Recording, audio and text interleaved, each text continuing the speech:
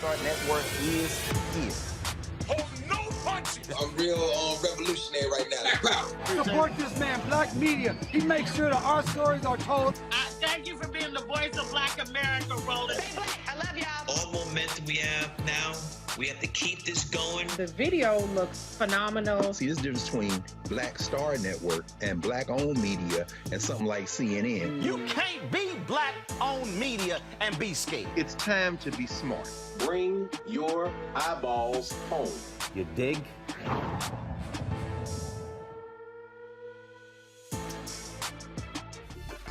Today is Tuesday, February 8th, 2022, coming up on Roland Martin Unfiltered, streaming live on the Black Star Network. The Human Rights Campaign says he was fired for cause, but the former president of the organization, Alfonso David, says it was discrimination. He's here to tell his side of the story. The Supreme Court's ruling about Alabama's congressional district sends a strong message about protecting voting rights, or actually advancing GOP voter suppression. A surveillance camera was found at the remote Pennsylvania hunting camp where Jamaican immigrant Peter Spencer was killed. We'll get the latest on the investigation from his mother and the president and chair of the Allegheny County Democratic Black Caucus. Congressional Black Caucus Chairwoman Joyce Beatty is demanding an apology after Republican Congressman Hal Rogers told her to kiss his ass over wearing a face mask. And two white men get arrested and are now free on bond after chasing and shooting at a black FedEx driver who was just trying to do his job. Folks, she schools folks on the basketball court. In tonight's Marketplace segment, you'll meet a Chicago artist whose painting skills are just as smooth as her crossover fadeaway jump shot. Y'all, it's time to bring the funk on Roland Martin Unfiltered right here on the Black Star Network. Let's go. He's got it. Whatever the miss, he's on it. Whatever it is, he's got the scoop, the fact, the find. And when it breaks, he's right on time and it's rolling. Best believe he's knowing. Putting it down from sports to news to politics.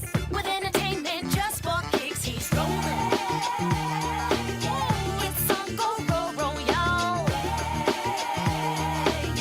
It's Roland Martin, rolling with Roland now. He's funky, he's fresh, he's real, the best, you know he's Roland Martin now.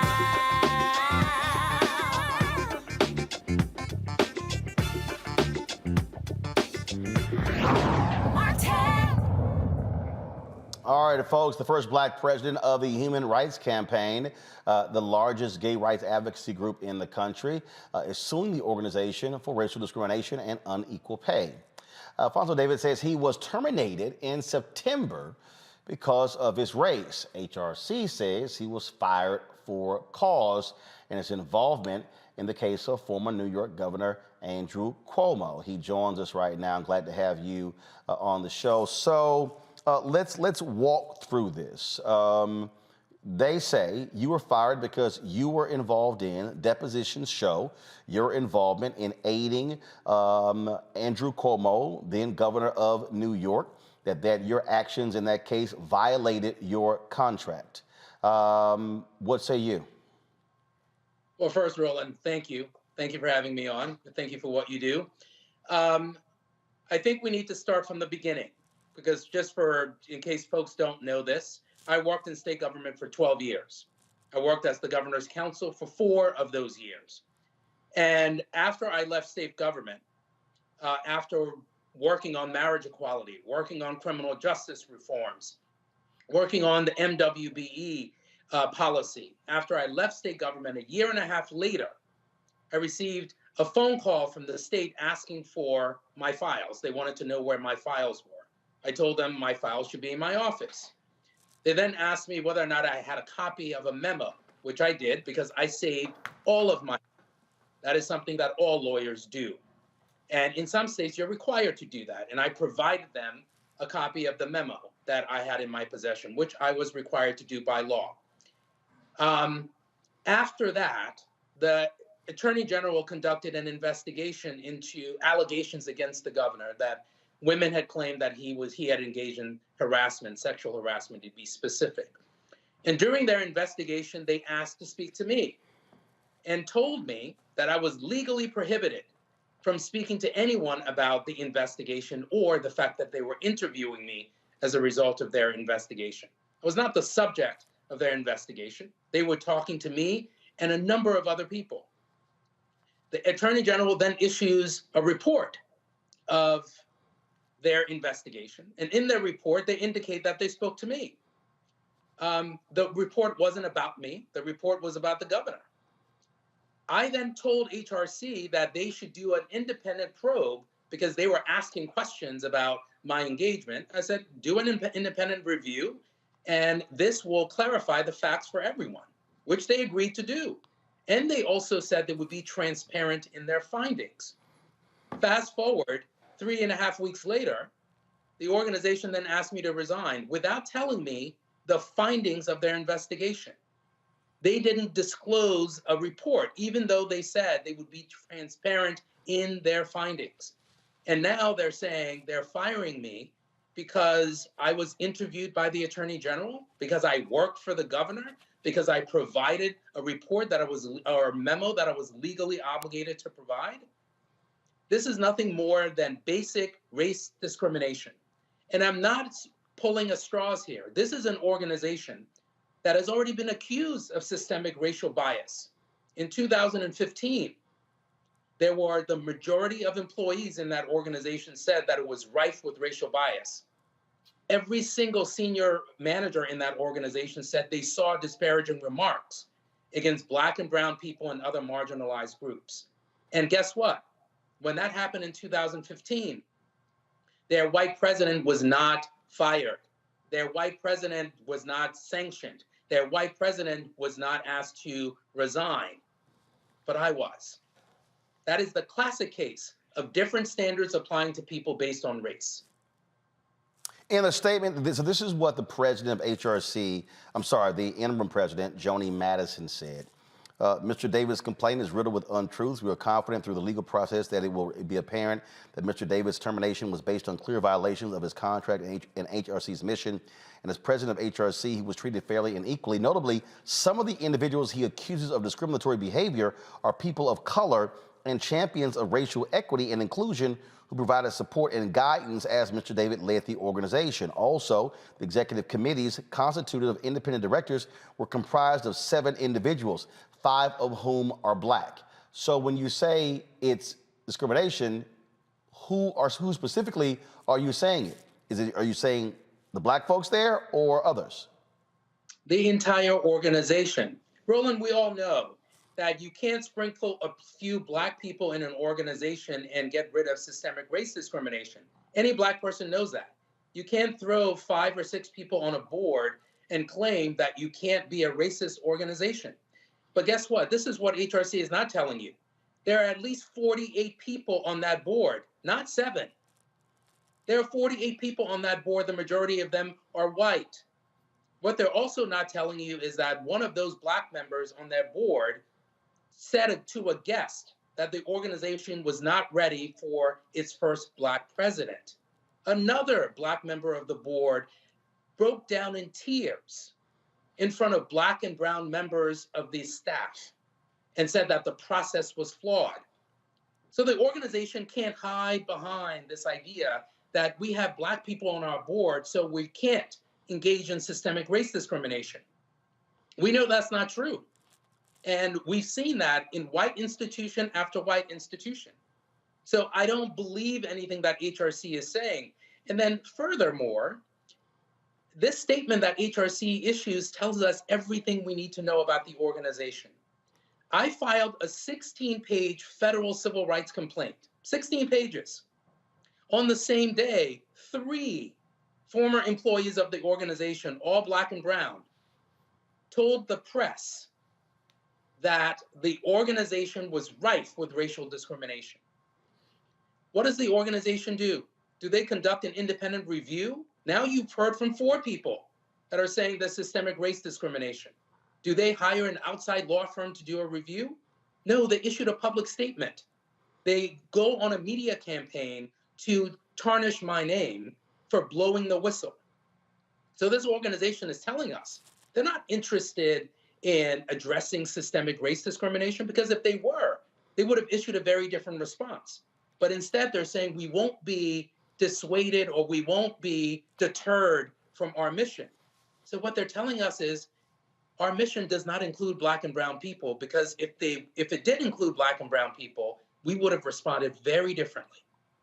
They say that you worked to undermine one of the women who accused Governor Cuomo. This is what the New York Times said in their story announcing your firing. Mr. David also suggested edits to a letter intended to malign Ms. Boylan that was being circulated among Mr. Cuomo and his aides, and said that he would collect signatures for it from former aides. He declined to sign it himself, however, and he later said that he did not know the extent of the allegations against Mr. Cuomo. Did you suggest any letters? Were you involved on the communication side? You said that you were called to testify to present documents that were in your possession. So were you involved in any way with, again, suggesting edits or involved in the communications aspect? Two things there, Roland. Number one, I'm not going to be in a position to respond to the Human Rights Campaign and their allegations when they haven't told me the basis for the termination. They were supposed to be transparent in their findings. Instead, they have their media folks talking to the New York Times behind the scenes about why they, quote, fired me, when they haven't even told me. When you say they haven't told you, what did you receive from them? They say it was for cause. What did they send to you? Was it a letter? What did they send to you? They sent to me a one-page letter saying that you are being terminated for cause for violating this provision and this provision of your contract. That was it. And what were those provisions? What were those provisions of your contract? What specifically? That reputational damage to the organization. That was it, Roland. I wasn't told the reasons for my termination. And with respect to the specific letter you're referencing, I never drafted a letter. The Attorney General's report doesn't say that. So I'm not going to be put in a position to defend myself regarding allegations that the Human Rights Campaign is now advancing, but never actually told me. Think about it. You work for an employer. The employer says, we're going to conduct this independent review and we're going to be transparent. And then the employer calls you and says, you should resign. And you say, what are the findings? And the employer says, we're not going to issue any findings. And you say, well, you have an obligation to tell me the basis for your termination. And then they fire you. Did they take this to mediation, arbitration? Did they try to settle? Did they offer you a severance package? Did you accept? Did you reject it? No. Answer to all of those is no. Without getting into the details here, we actually sought to engage with this organization and get more information. And we were told, their lawyers told my lawyers, there is no report. There are no findings that we can share with him. This is supposed to be a civil rights organization. Where's transparency? Where's due process? Think about an organization that's putting itself out there to be a, quote, civil rights organization. And yet they're going to fire the first Black president without being transparent and without honoring due process. And I said to them, Roland, if you don't want to disclose to the public your findings, you should at least disclose it to me because I'm directly affected. We're not issuing any findings. We don't believe we have an obligation to issue any findings. That was their position. Now, if I were white, this would be very different. Now, again, Morgan Cox, Jody Patterson, who serves as board chairs, they, according to their statement, they explain what the cause was.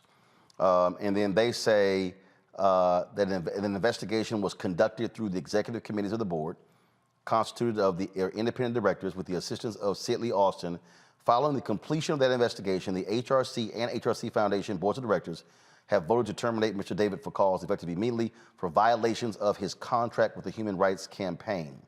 And then they say in here, as outlined in the New York Attorney General report, Mr. David engaged in a number of activities in December 2020 while HRC president to assist Governor Cuomo's team in responding to allegations by Ms. Boylan of sexual harassment. They say it was a conflict of interest regarding the mission of HRC, material damage to HRC's interest, reputation, and prospects has resulted or may be expected to result.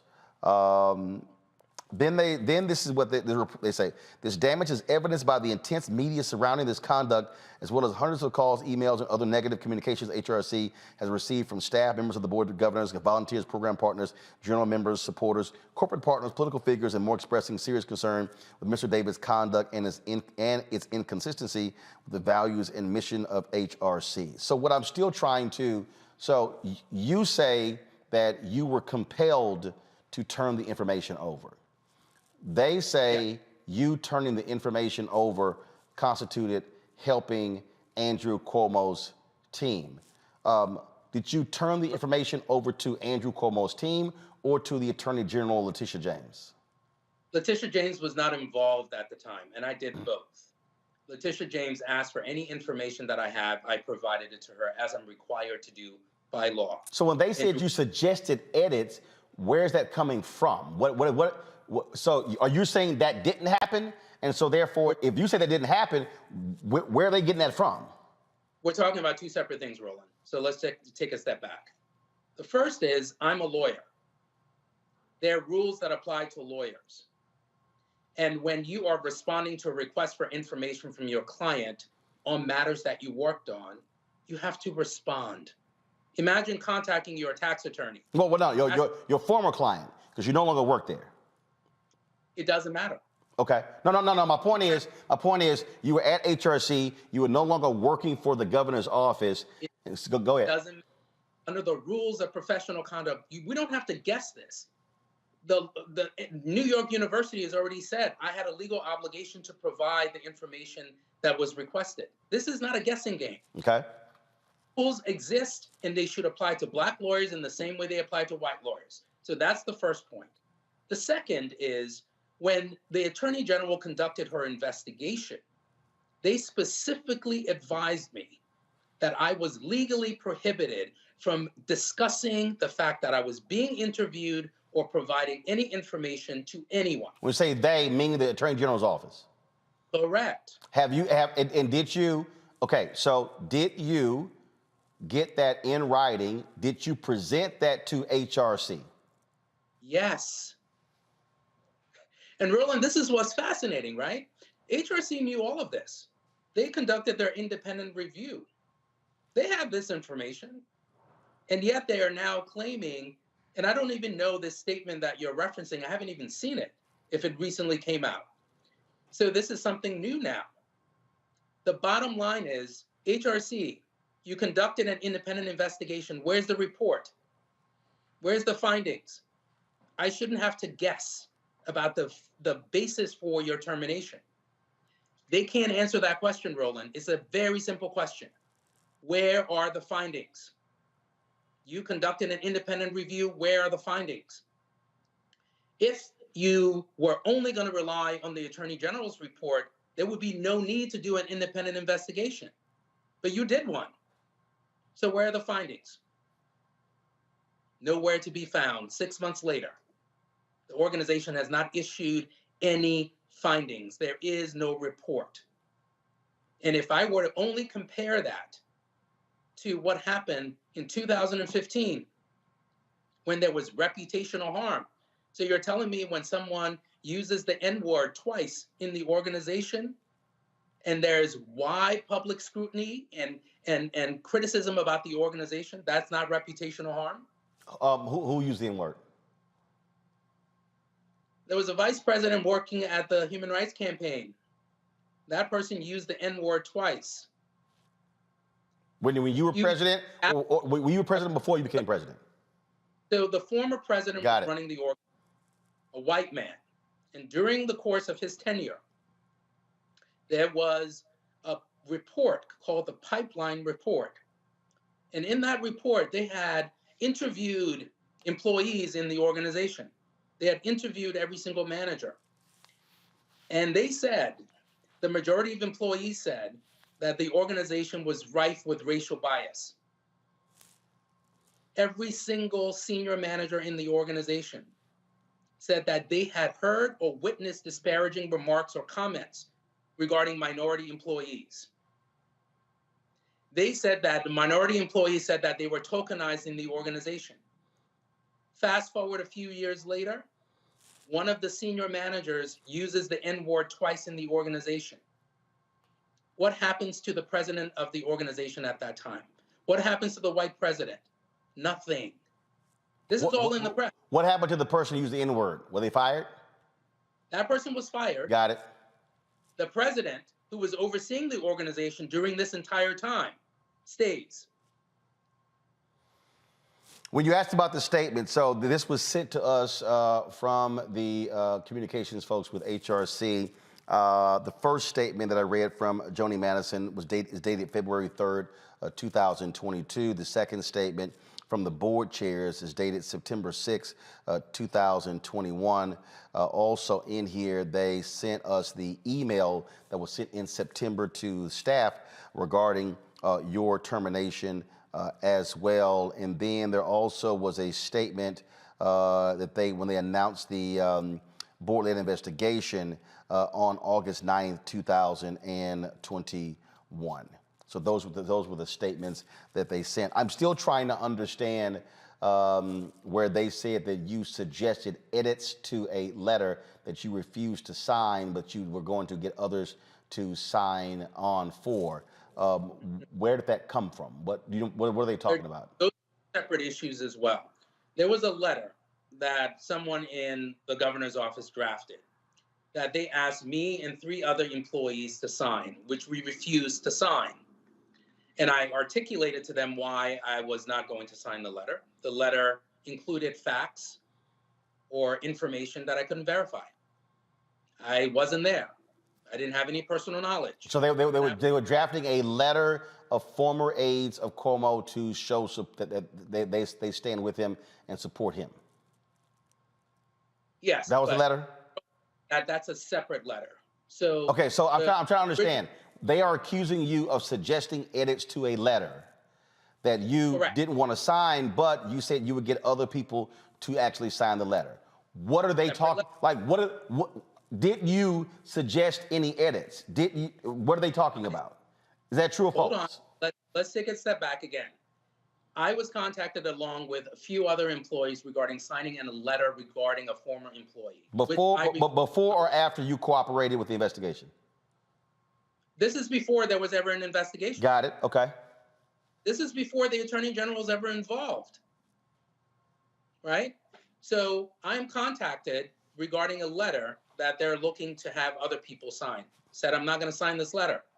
I don't know anything about some of the facts or references you're making.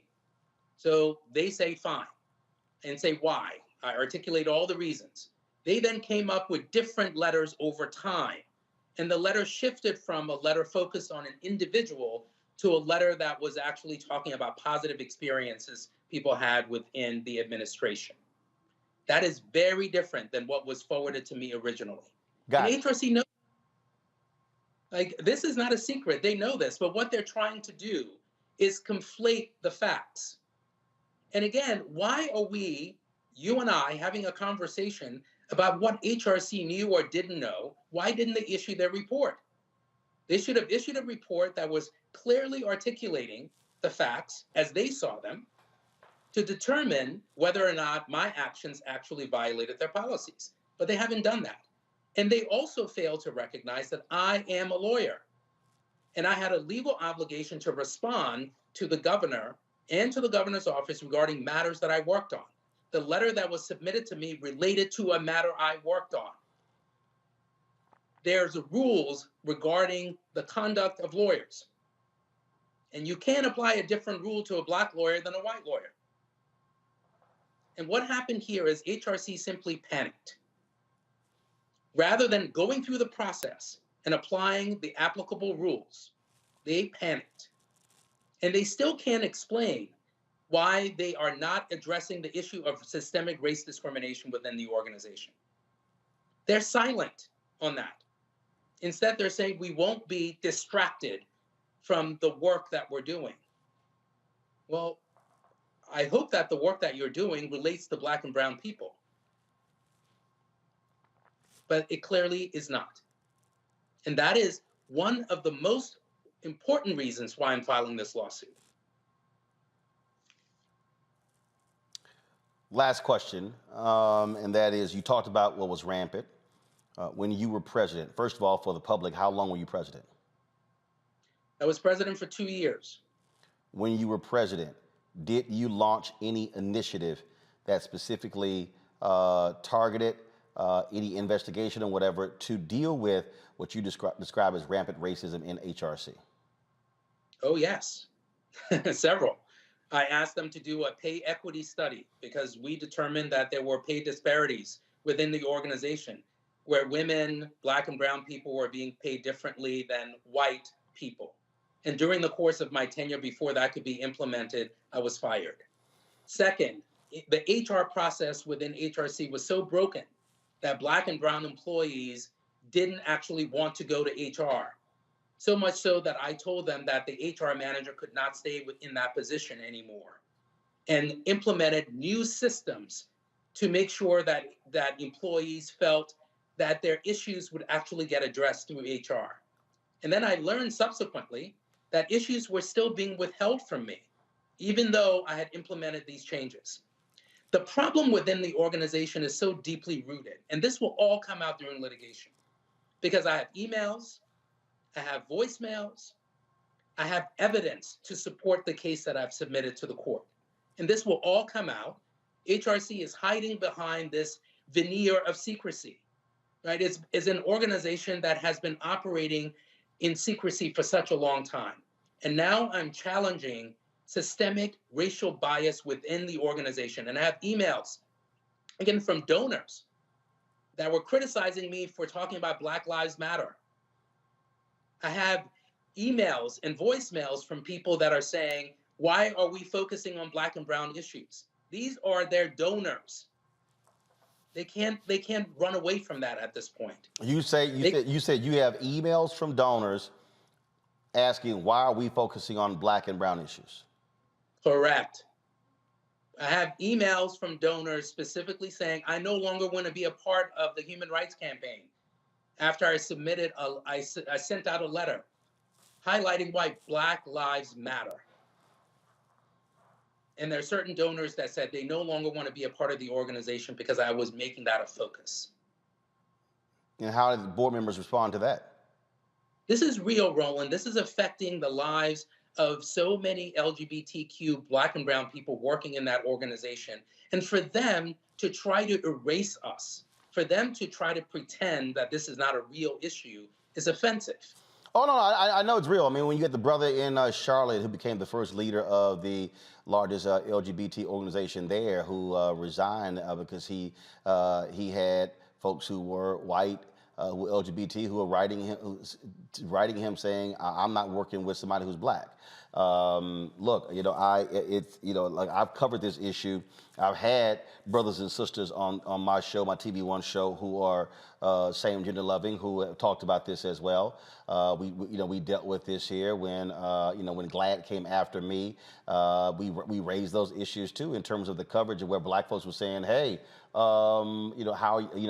are you including folks? And in fact, when we've had discussions even on these shows about Black issues that come up where LGBT groups have wanted Black civil rights groups to stand with them, but then Black folks are like, well, where are you when it comes to the issues? In fact, when I remember, if I remember correctly, when I was in North Carolina, I actually said that. I think I might specifically even say it, where's HRC? And that was a young brother. I said, bro, I'm not talking about you.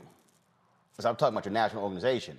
Black folks were here for the trans bill, were against that, voting against that. I said, where are white LGBT folks on issues that matter to Black folks? And so this is that has been an ongoing issue that's been talked about and covered. So yeah, I'm absolutely familiar with that as well. What's the next step for you? What's next? I continue to work on behalf of marginalized communities. I've done this for more than 20 years. And this episode is not going to dissuade me from continuing my mission in this life.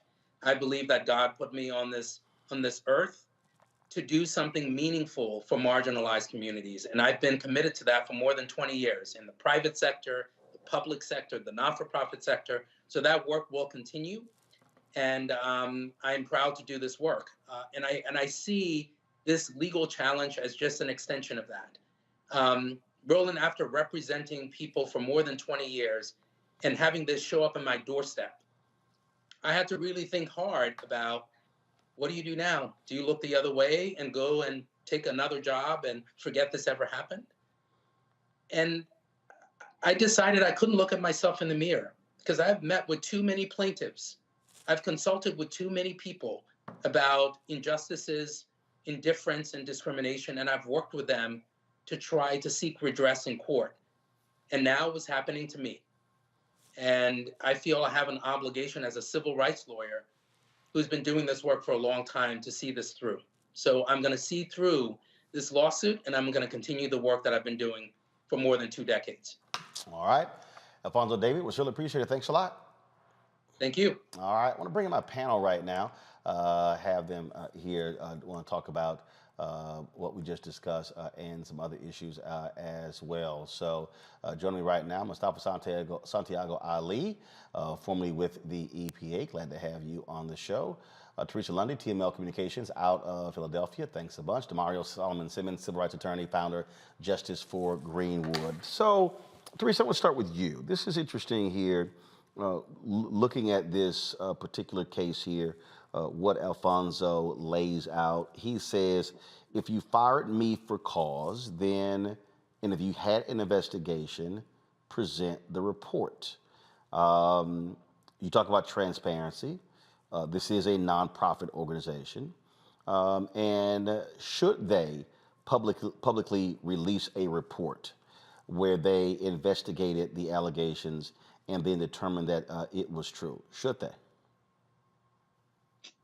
Well, I am not a legal expert here. No, that's legal. But I'm talking about this is communications.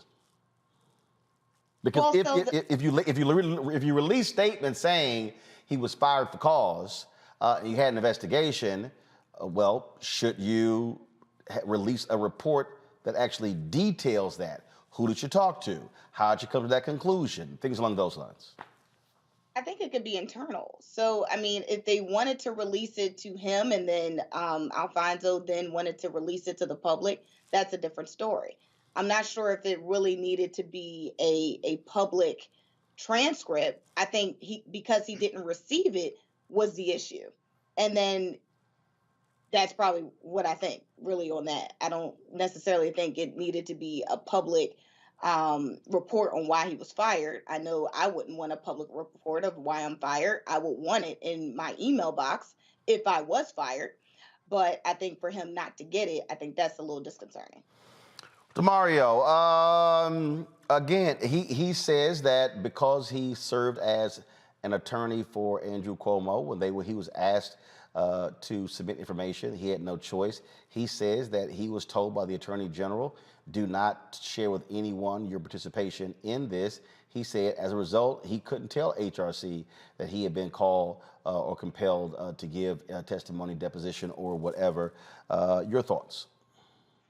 Well, good to see everybody. I don't know the specifics of the New York state laws. There are some processes that if he was a part of a grand jury investigation, then yes, it has to be public. It has to be private. My question was going to be, if I had the opportunity, did he actually receive a subpoena? You know, when you say you're compelled to do something, usually that means you received a subpoena. Because in my understanding, in my experience, if they just ask you for documents, you have the opportunity to say, no, I don't want to provide this to you. But I didn't get an opportunity. Even if you served as counsel for the governor? See, again, I don't know the specifics of New York law to be opined on that. I am not familiar myself of you working for a client and a third party asks you for documents, normally it's the client who has to waive what we call the attorney-client privilege. So in other words, Roland, if I'm representing you and then Mustafa wants me to give you some documents, that I worked on for you, that's attorney-client privilege, and you would have to be the one to say, yeah, DeMario, go ahead and give those documents to Mustafa. Now, I don't know, again, the specifics of New York law. Well, he worked for the governor's staff, meaning he was a state employee. So this was not like he was the personal attorney for the governor.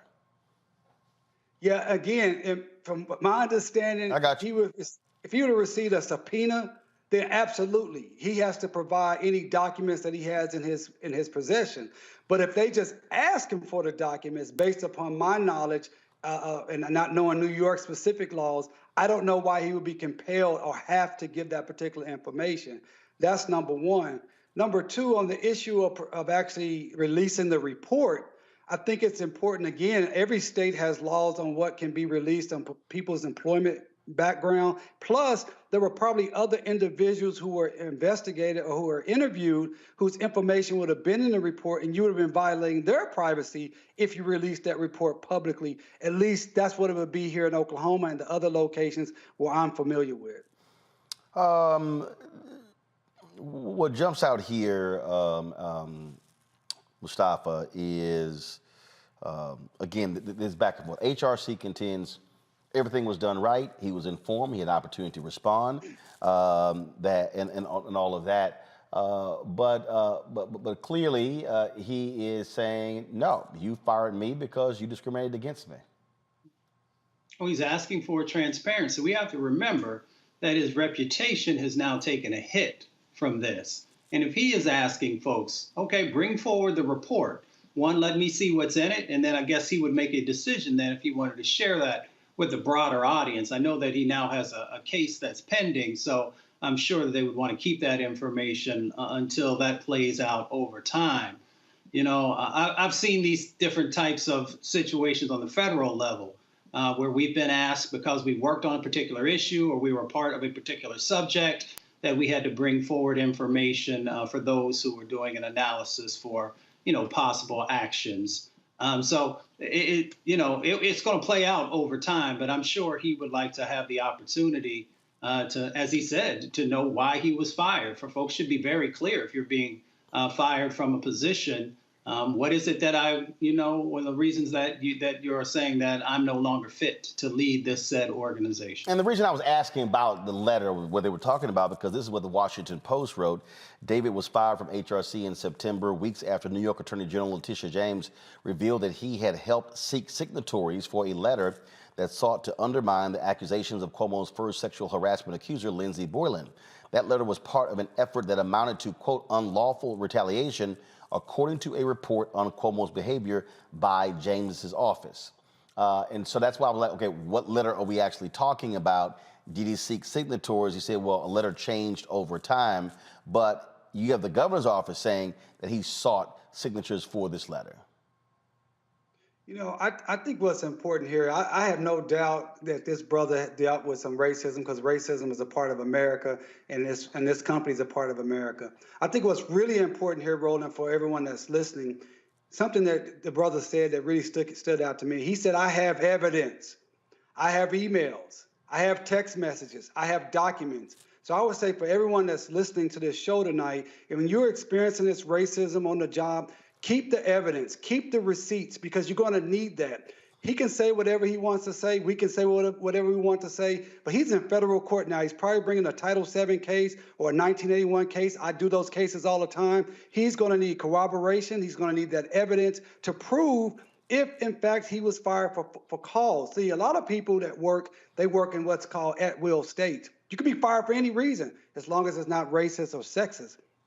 But he has a contract that said he had to be fired for cause. And that's why it's vitally important for him to see why was I actually fired, and then for him to have the evidence and the documents to back up that he should not have been fired without cause or with cause. All right, then. Well, we'll see what the next step is when HRC responds. All right, folks, got to go to a break. When we come back, Roland Martin Unfiltered, we'll talk about the Supreme Court. the schizophrenic Supreme Court, okay, they make a ruling regarding the constitutionality of districts in Alabama, but didn't they just rule like a year or two ago that they don't get involved in partisan gerrymandering? What the hell is going on? We'll talk about that next. You're watching Roland Martin Unfiltered right here on the Black Star Network.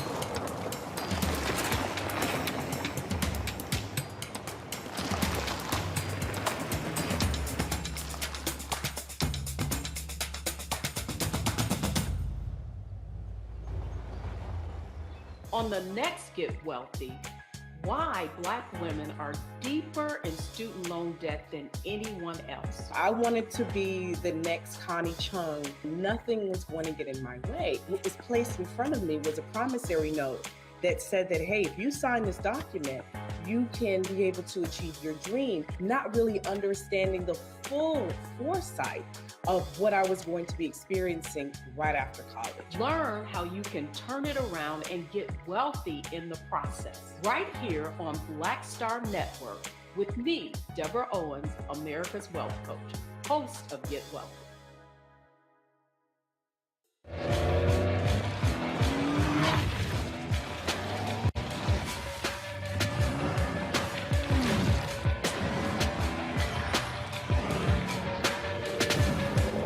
Pull up a chair, take your seat. The Black Tape with me, Dr. Greg Carr, here on the Black Star Network. Every week, we'll take a deeper dive into the world we're living in. Join the conversation only on the Black Star Network.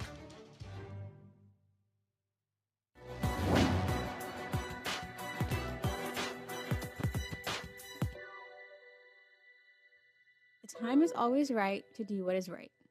Dr. Martin Luther King Jr.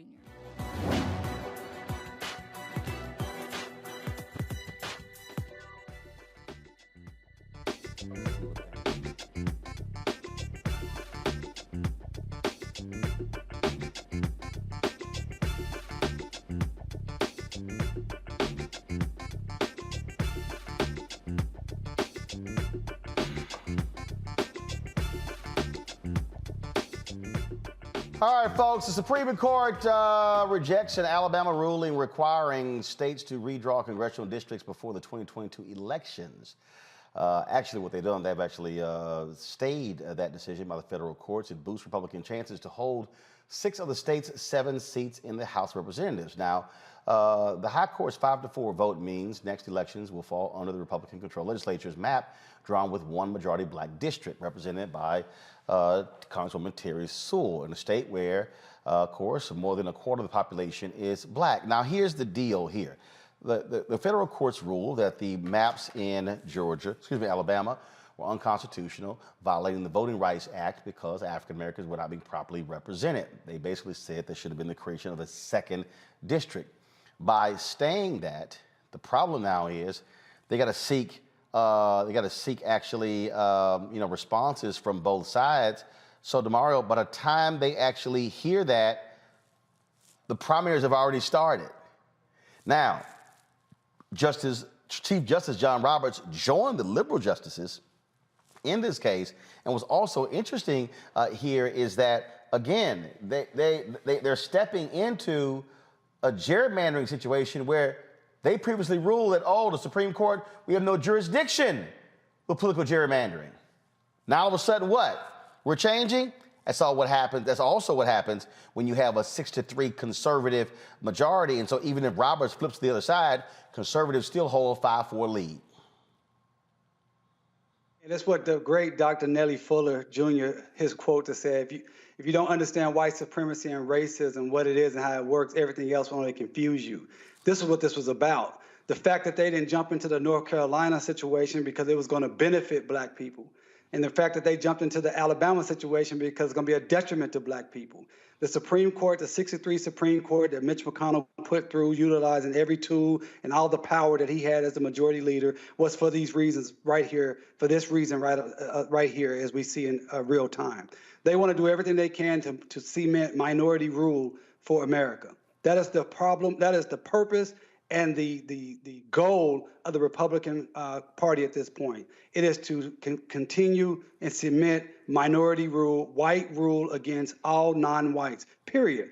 And they have a 6-3 Supreme Court. And guess what? The Democrats are not fighting hard enough against this. We have not used every tool that's available to them, and it's going to put black people's lives in further harm and risk. When you say haven't used every tool, what other tools to use? Listen, I'm not a political. But with every tool that's to be used. No, but I'm asking. You said, hold up. You said we haven't used every tool. Okay, give me some tools. Give me a chance. From day one, I've said this should have been the top priority. The top priority should have been voting rights and expanding the court. Expanding the court should have been a top priority. You already knew that you were going to lose these decisions 6-3 because it's already gerrymandered at the court. Okay, but Mario, how you going to expand the courts when you have the votes? Have they even asked to do it? Can you first ask? My grandma said first ask and you will receive. Have they even asked to expand the courts? They don't have the votes. But they haven't even tried. DeMario, if you ain't got the votes on Build Back Better, if you ain't got the votes on the George Floyd Justice Act, if you ain't got the votes on the For the People Act, as well as for the John Lewis Act, you ain't got the votes on expanding the Supreme Court. Okay, but you still got to try. If black folks decided we ain't got the opportunity to be successful because why would we continue to fight? But if you don't have the votes, Oklahoma and racist Oklahoma, if I'm gonna say, well, the courts are racist. If you can't, Mario, if you can't get through low hanging fruit, you ain't gonna get to high fruit. Hey. I'm saying that they need to choose every opportunity to try to get us an opportunity to win. And if you know that the Supreme Court is 6-3, from out the gate, that should have been something that should have been on the agenda, top of line, not some type of commission that took 6 months to come back and say, well, we don't know if we should expand the courts or not. No, the Democrats should have been on front and center saying we have to expand the courts, otherwise we will get screwed with these 63 have decisions enough at the crucial time. You don't, and this is the point. And I hear you, but here's the deal. The Democratic Party, I keep saying this, Mustafa, unlike the Republican Party, you have far more different positions on the Democratic side. You've got centrists, you've got moderate, you got progressive, you got ultra liberal, you got all, it's like you got rainbow going over there. On the right, it's right, hard right. That's it. So the point is, I agree with you. I think they should expand the court.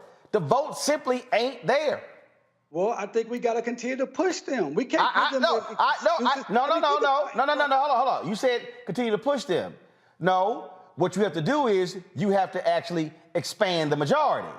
Because as it's presently constituted, 50-50, the votes are not there. Look, math is math. It ain't new math. It ain't alternative math.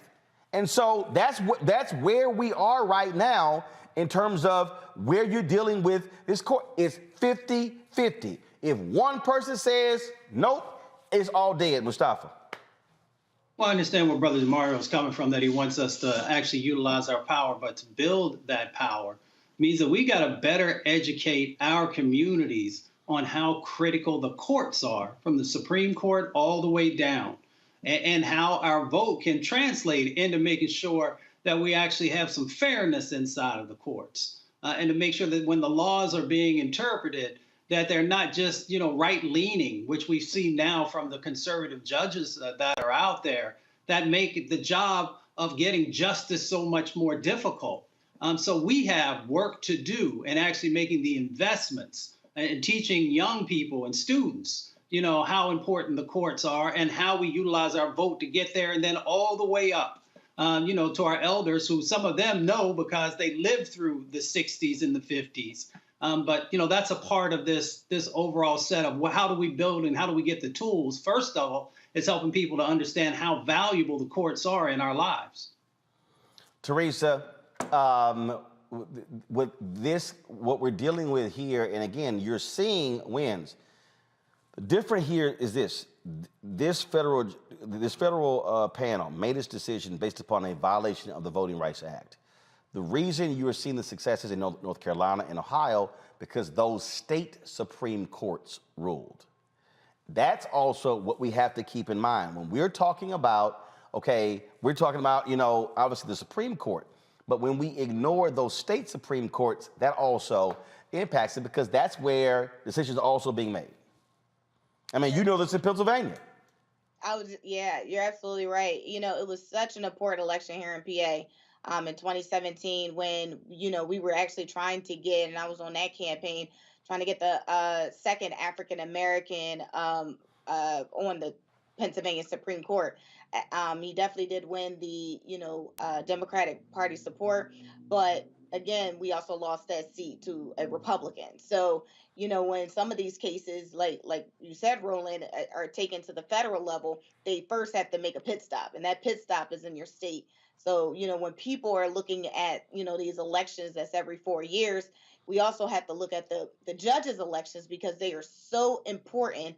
But I think, as Brother Mustafa had already stated, education and educating people about what these seats that the judges present, and some of those civil rights and, and some of the voting rights and some of these issues. I mean, look at Bill Cosby. He's out, right? Because of the Pennsylvania Supreme Court, not the federal Supreme Court, ruled in his favor. So there's so many things that happen at a local level. And even though it's not a local community type of situation, some of the issues that come up statewide are local problems that can either, change some of the dynamics that's on the federal side, or keep it the same on the local side. Absolutely. Go.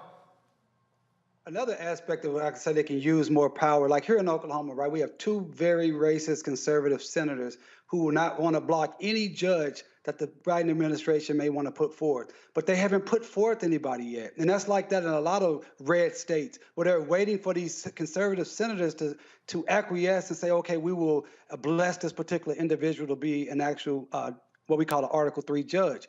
We need them to move forward the way Trump did and nominate people, even in red states, put them on the bench right now while we do have the votes. But they are. They do have that is happening.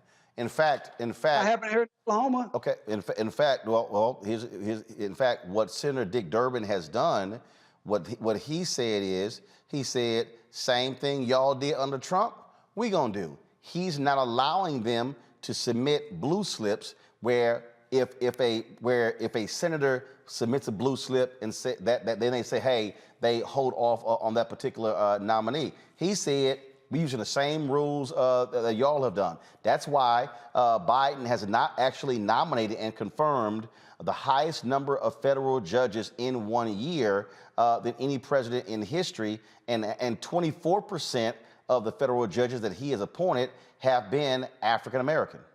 Yeah, but Roland, you got to look and that's a great stat overall, but look at the states. Look at the red states. Look at the Mississippis, the Alabamas, the Texases, the Oklahomas. Those states where we need the more progressive judges more than any place. Those people are not on the docket, and we're now almost into the second month, halfway to the second month of 2022. How many open positions in those places as federal judges? Because part of the deal here is you can only put someone forward if you have a vacancy in those states. So how many federal judicial vacancies are there in Oklahoma? There are at least 3 judicial vacancies in Oklahoma that's necessary, particularly with the McGirt ruling, where we have the Native American reservations having more power. Our court systems are jam-packed. They are bringing judges all around the nation. In fact, my deputy director is on jury duty right now, and so judges are coming from all over the place, and lawyers. Roland, right now, we don't have a permanent U.S. attorney here in the Northern District of Oklahoma that's been nominated by this administration and pushed through. I'm telling you, they're not going as strong and as fast as necessary. We need to put as many progressives on the judiciary bench right now, right now, right now. So I'm looking here at the various, I'm pulling up right now, the federal vacancies, current federal judicial vacancies that lays it out. And then I'm trying to see, right, give me 1 second. I got to cancel this here. So we got, okay, so go to my computer, please. Do you see it? All right, not sure why this map is not coming up. But I'm seeing. While you're doing it, let me tell you something else. Hold on. Vacancies. Hold on. In the western portion of Oklahoma, there are 0 federal vacancies. In the eastern portion of Oklahoma, it says there are 0 federal vacancies. Then it says in the northern district, it says there are it's 25%, but that's percentage, but it doesn't tell me how many positions that is. But let me explain that. Hold on. In Louisiana, I'm going through here. I'm looking at percentage of vacancies. So like in Mississippi, Southern Mississippi, 0% vacancies. Northern Mississippi says 33, and then you have in Alabama. There's only one section of Alabama where you have vacancies. You do not have for the other 4 areas. For the other 3 areas of Alabama, there are no vacancies. Go ahead.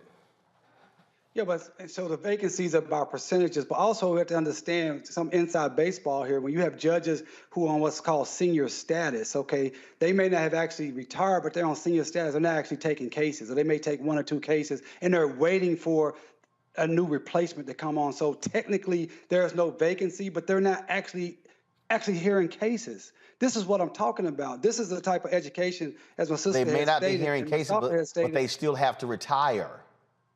But this how this works is when they know they have somebody who's going to replace them.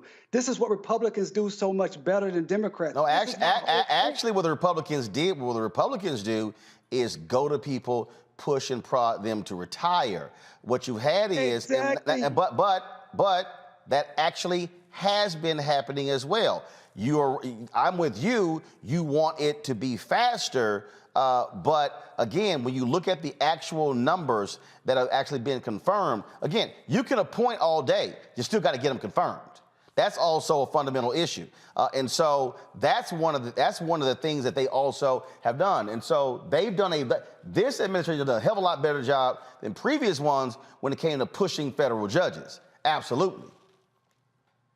And so for instance, I'm right here. If you go to my, I'm not quite sure why. Let me just see why we're not seeing my computer here. Let's see if this will do it.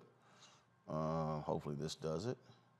So this here is a press release that the White House submitted January 19th, 2022, where he announced the next round, 13 the additional judges, and these were judges that were for Court of Appeals here, then you go here for Western District of Washington, Eastern District of New York, Eastern District of California, Southern District of California, Eastern District of New York, Southern District of New York, District of Colorado. Those were the ones for January 19th. So, look. What did all those states have in common?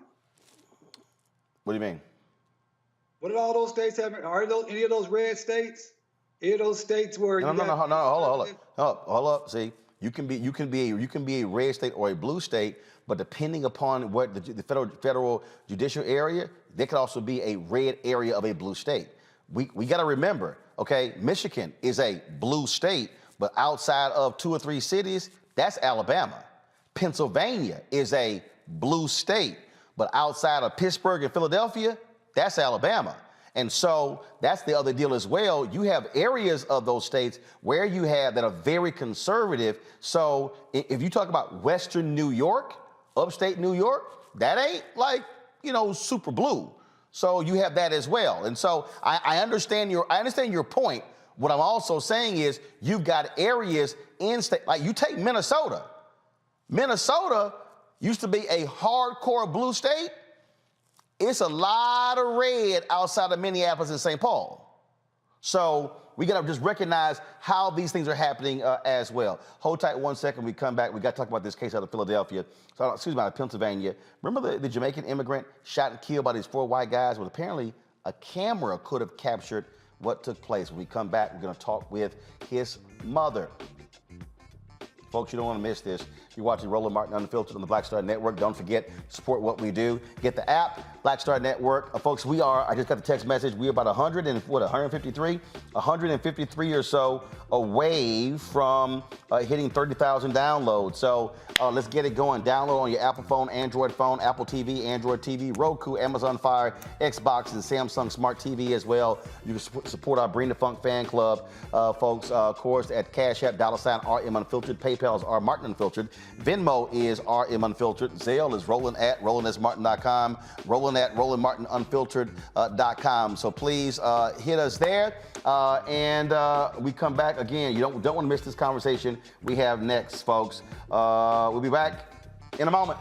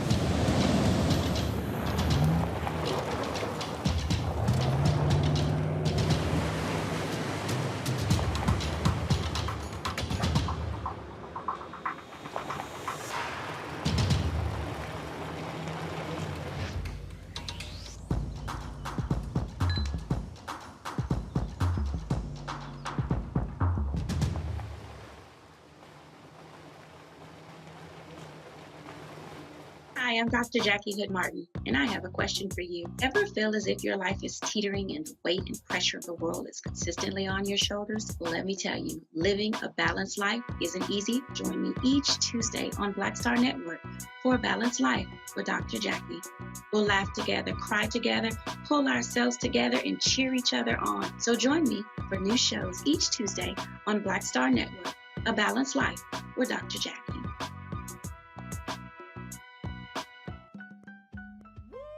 We're all impacted by the culture, whether we know it or not. From politics to music and entertainment, it's a huge part of our lives, and we're going to talk about it every day right here on The Culture with me, Faraji Muhammad, only on the Black Star Network.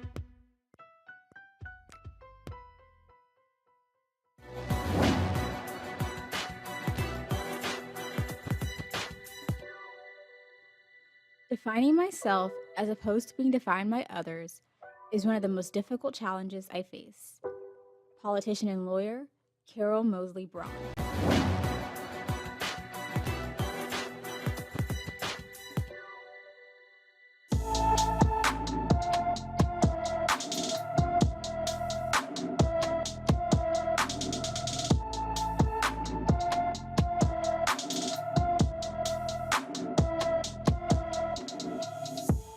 All right, folks, we always focus on black and missing. Here is Alexandria Gant. She's 5'6", weighs 127 pounds. Hair is brown. Eye color is brown. She's been missing from Rochester, New York. Rochester, New York. Folks, any information, please call the Rochester Police Department, 585-428-6666, 585-428-6666. This story out of Pennsylvania. We have been covering this for some time. It is an extremely strange story. a strange story, and that is, Jamaican immigrant Peter Spencer, who was shot 9 times when he went on, whether it was a hunting trip, I don't know what they actually call it, with some colleagues. He was the only black person on this December camping trip with a former co-worker. Now, no one has been arrested. The white men are claiming self-defense, and there are reports of a surveillance camera at the cabin where Spencer was murdered. There's no word on if there's anything on that video or if any video even exists. We reached out to the Venango County District Attorney, Sean White, for a statement. We have not gotten a response. Joining us now is from Pennsylvania, Peter Spencer's mother, Isilda Spencer Henry, and the chair of the Allegheny County Democratic Caucus, William Anderson. Glad to have both of you here. So is that correct? Isilda, is that correct? Yeah. Okay, all right. So I want to make sure get the name right. All right, so let's talk about this surveillance camera. How did y'all find out that there was a camera there? So the surveillance camera was actually discovered during an investigation by our local reporter, Chandy Chapman from WTAE. Their investigative reporter went out to Venango County to the address where Peter was dropped off, and then he discovered there were surveillance cameras outside of the location. So again, it was a camping trip with coworkers. Did he know all of the people there, or just the one former coworker? Well, we're really not sure. We know that the coworker, when he was dropped off that we recognize that the coworker was recognized Nathan Myers, but we're not sure whether he knew the other people that were there. What is still baffling to us, Isilda, is how your son can be shot 9 times and the folks who there had guns, no one gets taken down to the police station. really crazy. I asked him that question, that there's a man who was shot 9 times. No one else got shot, but at the same time, no one is held accountable for it. So I stand up and argued with the police. I said, you're not doing your work. So what has been the response? I reached out to, sent an email to the Jamaican ambassador to the United States, have not heard from him. What have y'all heard from Jamaican officials?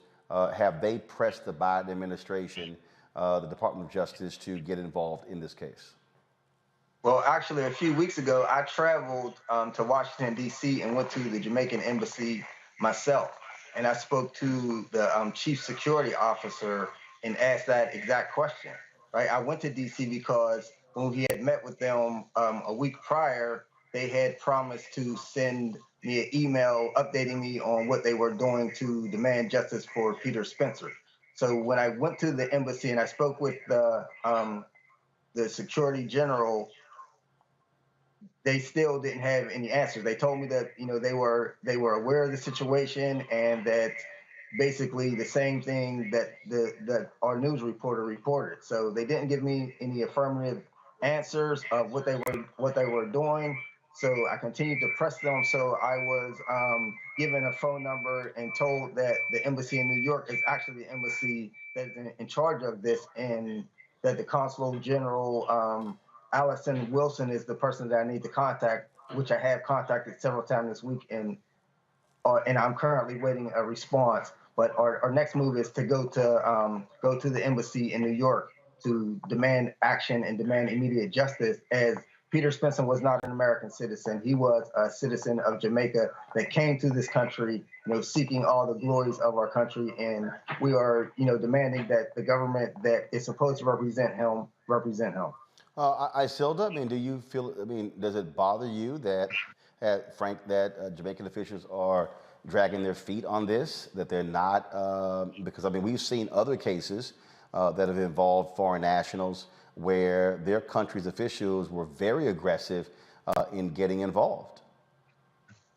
They have been involved to my knowledge, a few that I've spoken with, they have been trying their very best. They've written letters to Josh Shapiro, emails and all of that, requesting for the transfer of the case from Venango County and all of that. So they're really putting a foot down, and they keep calling me and talking with me and everything like that.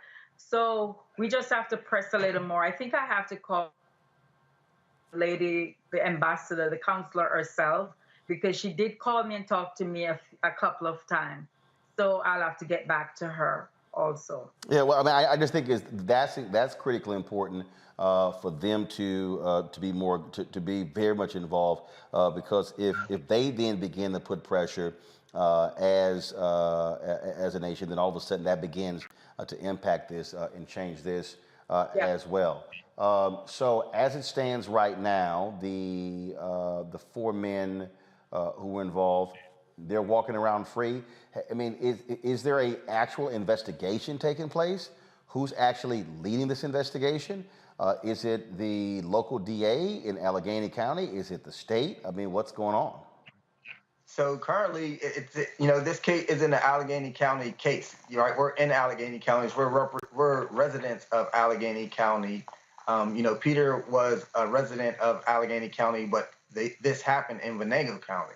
So we're needing pressure from everybody. All the officials from Allegheny County need to be calling out to the Venango County District Attorney Deshaun White and demand that he turn this case over to Attorney General Josh Shapiro. So because of the laws in Pennsylvania, without that reference of the case to the Attorney General cannot get involved with this case. So we're demanding that everyone get involved. We need to hear from elected officials in Allegheny County and across across the country and across the world to put pressure on the Venango County District Attorney so that we can get justice for this family, right? It's been almost 2 months. Tahila Spencer is Peter Spencer's brother. He also joins us. Tahila, just your thoughts about this case and what's going on. Yep, you're there. We got you. Talk. Go ahead and talk. I think you're on mute. I turned it there up. You go. Now you're good now. Go ahead. Hey, how you guys doing? My name is Tahila Spencer. I'm Peter's brother. I don't know. What did you guys? What I asked is, obviously, this has been 2 months, and not enough has been done. What are you asking folks to do? What is it that you want to happen, whether it's the Jamaican government or the Department of Justice? Yeah, we haven't heard any response yet from the Prime Minister of Jamaica, Honorable Andrew Holness, and we're expecting someone to stand up for our Jamaican brethren that was basically cut down. His life was cut down so short. This whole thing is definitely, you can see the whole thing from a mile away. It's definitely a weird situation, a weird case. They're playing, I feel like they're playing mind games with us, the way they're handling it. And it's just weird the way it's being handled. So definitely somebody needs to step in. Somebody needs to stand up for my brother. Somebody with authority that actually can, help us get the answers that we're looking for. Honestly, I really just want to know what happened. I really just want to know. And the people that did this get brought to justice, and so other than that, I don't know, anything I've said before, and nothing I can do can bring my brother back at this point. Like I said, I don't know if anything at all will bring me any kind of consolation or any kind of closure at this point, but something has to be done. Yeah, look, someone is shot 9 times and killed. You certainly want answers, and so far we do not have enough answers. Let me thank all 3 of you for being with us. Please keep us updated on what goes on with this particular case. It certainly makes no sense whatsoever. You just don't go camping with somebody and you get shot 9 times and it's no big deal. Nothing, like as if that was sort of an accident. That just makes no sense whatsoever. Yeah. Yes, yes, thank you. I agree totally. And we just want to, let the mom tell the world what type of person, people, how what some of his dreams were coming to this country. Peter was always an affectionate person,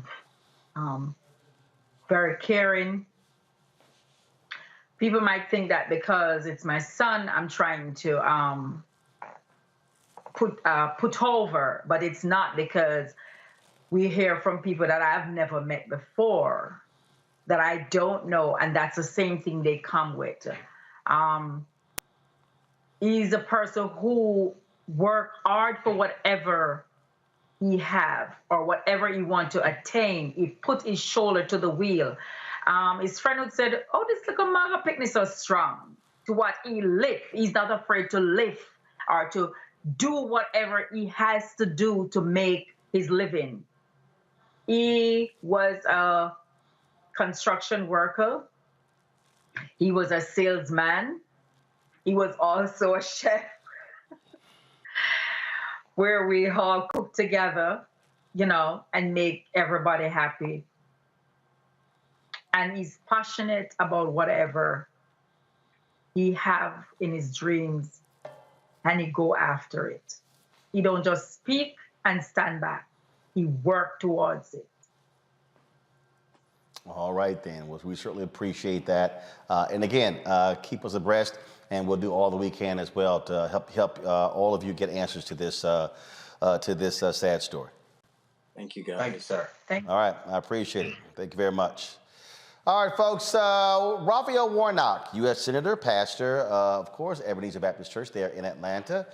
He is running for re-election for a full 6-year term to the United States Senate, and he has dropped his first campaign ad for his re-election bid. Watch this.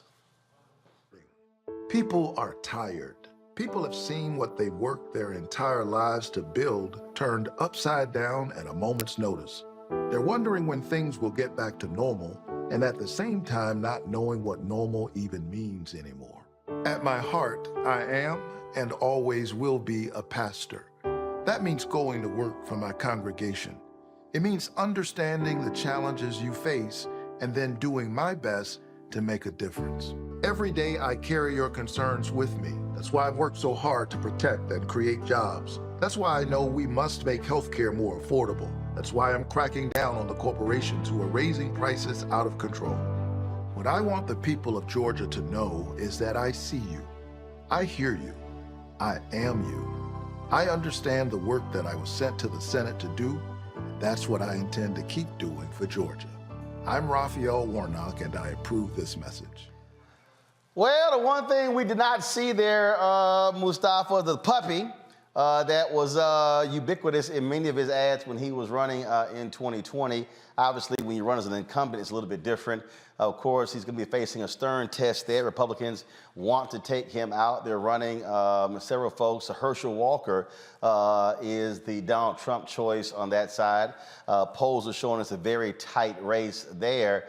And so this is going to be one of the critical seats Democrats must hold if they want to expand their majority in the U.S. Senate. Well, first of all, Governor Warnock's ad is spot on, especially for Georgia, not just in Georgia. That message plays all across our country. I'm looking forward to the time when he and Herschel Walker are debating each other so that folks can see a serious and significant difference. So the folk can see Herschel up there talking, and I don't know what the Voting Rights Act is. Yeah, not even his, Brother Walker's lack of articulation. That is what it is. Everybody hasn't been blessed with the gift of gab.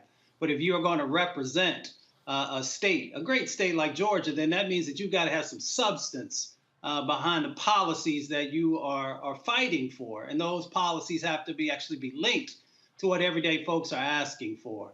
And I know that, Senator Warnock is going to do an excellent job and making sure that folks know exactly where he stands, what the policies are, and how he will help to leverage additional sets of opportunities for Georgia. And this is the point that Teresa, that we keep talking. I mean, people can sit here and they can yell, holler, scream, and say what should happen, what needs to happen, all that sort of stuff. Look, this is the bottom line. If you don't vote, if you don't realize the role that plays, not just when it comes to policy, but what we were talking about when it comes to those federal judges, then you don't understand politics. The reality is this here. You're going to have critical races that Democrats are trying to hold their seats in Georgia, Nevada, okay? But as I have been saying, you hold the line there, and you're able to win Wisconsin, we're able to win Pennsylvania, able to win potentially Ohio. Florida's going to be real tough. You got North Carolina. Hey, you pick up North Carolina, Wisconsin, and Pennsylvania. Now all of a sudden, it's 53-47. It changes the dynamics there. And so people, we talk about you have to connect the dots. You have to connect the dots. Primaries are coming up very soon. In Texas, we're voting in March. Not sure when the primaries are there in Pennsylvania. You have, of course, several people who are running for the U.S. Senate seat there, Democratic and Republican side as well. These are going to be critical elections that are going to determine will you have the votes to break the filibuster to pass the George Floyd Justice Act. And so I know people say, man, we did our part in 2020. Yeah, but guess what? You got to do your part in 2020, 2021, 2022, school board races, county races, city races. Hey, this ain't just, hey, I did it one time, I'm out. Yeah, the essence of politics is about engagement from the local level to the state level to the federal level. So when we are talking about the primaries right now, in Pennsylvania, we're also dealing with redistricting. So people are not sure what district they're actually running for and if they'll be running in the same district if they are incumbents. So if we look at some of the primary elections here, accordingly, it's supposed to be May 17th, but it actually could be pushed back to June. And so that decision still hasn't been finalized or made. So you have everyone trying to make their own individual plans about what's next and what could potentially happen. But you're absolutely right. If we continuously talk about the education of some of these local elections and the importance of these state elections, it absolutely can change, how a state like Pennsylvania and some other, red and states that actually has some blue components, that it can really just change the slate and it change some of the activities. So I think part of it is, again, just making people aware and making sure, whatever party, obviously the Democratic Party needs to make sure that every election that there is a budget for educational purposes so people know when to vote. Why am I getting these emails about, individuals either from the federal level or from the state level or local level are asking us for donations? That's because there is some election coming up and they need to be involved. DeMario. Yeah, I agree with Mustafa and Teresa. And when she's talking about a budget, I want to see the Democrats put money into the hands of people like Teresa to build power within the political system, building businesses, advertise with people I think Teresa agrees with you on that one. I think she agrees with you. I think Teresa agrees with you on that one. Absolutely, and they need to advertise, and I appreciate the ad by Senator Warnock. I'm a big fan of his, and I hope that he spends money with black media. But Roland, if you just give me an opportunity, I'm still so touched by that family that we just talked to, with the brother from Jamaica. As you know, I handle these type of cases all over the nation, and to know that they're not getting any cooperation from anyone there in Pennsylvania, it really breaks my heart. I would hope if they're listening that they will find a lawyer that can open up or file a wrongful death lawsuit, and they can conduct their own discovery to try to get some answers. No one is shot 9 times by accident. No one is left out in the front yard to die by accident. This was some type of a nefarious scenario. And if the government, the Jamaican, U.S., Allegheny County, whatever government will not help them, they need to find a lawyer in that locale that will file a lawsuit, at least utilize a civil process to get some form of accountability. I'm devastated to see that mother sit there and say for 2 months she doesn't know what's going on. And that actually goes back to what we're talking about here, voting, because that district attorney is elected. And so that district attorney he's not protecting or not serving all of the people in that particular locale. So that's another reason we have to be engaged in everything. But I hope if they're listening, I hope you can get you an attorney to file your wrongful death lawsuit and try to get some answers for your son. All right, then. All right, folks. Congresswoman Joyce Beatty, of course, of Ohio, she's the chair of the Congressional Black Caucus, sent out this tweet earlier today. She was not happy at all when Kentucky Congressman Hal Rogers poked her and said to her, "Kiss my ass," when she asked him to put on a face mask. This is the tweet that she posted. Today, while heading to the House floor for votes, I respectfully asked my colleague, Representative Hal Rogers, to put on a mask while boarding the train. He then poked my back, demanding I get on the train. When I asked him not to touch me, he responded, "Kiss my ass."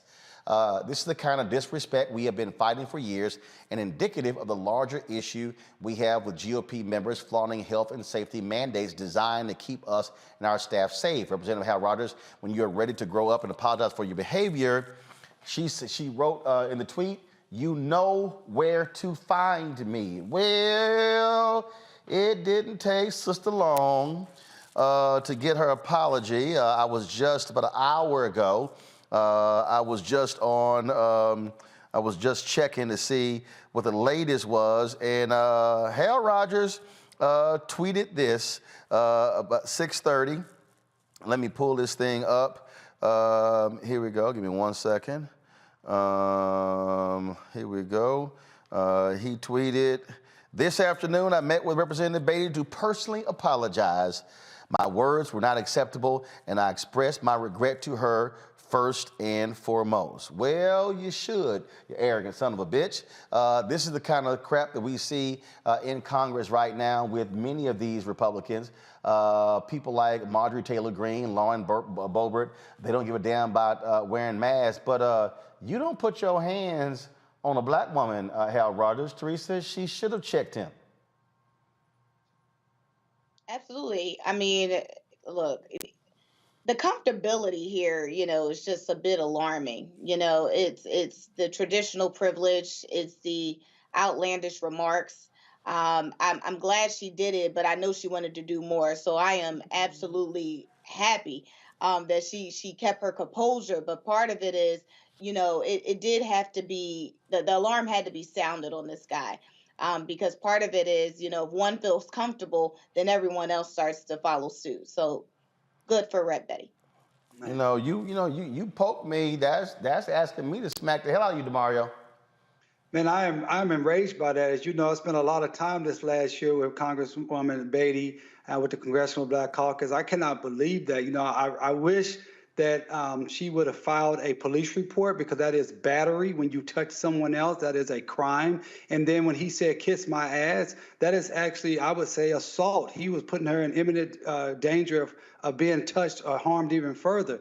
These white supremacists like that, they cannot feel comfortable, as Teresa just stated. They need police reports. If this happens to you out in the real world, people that are listening, file your police report and file a civil lawsuit against these folks. Let them know that they have no right to touch us and treat us as property. How dare him do that to not only a black woman, but the chair of the Congressional Black Caucus, one of our leaders in this country. It enrages me to hear that. I did not know anything about that, and I certainly will be reaching out to Congresswoman Beatty and expressing my support for her and anything that I can do personally to help her with this situation. This is ridiculous. Well, of course, you can't know everything. That's why we got Roland Martin Unfiltered. See, that's the whole point of the show. Mustafa, what you dealing with? You do a great job, my friend. Yeah, I appreciate it. What you dealing with, Mustafa? You're dealing with some arrogant Republicans who are emboldened by Donald Trump, who want to flout masks, they want to flout mandates, they don't care. And you know what? They got to be chin checked.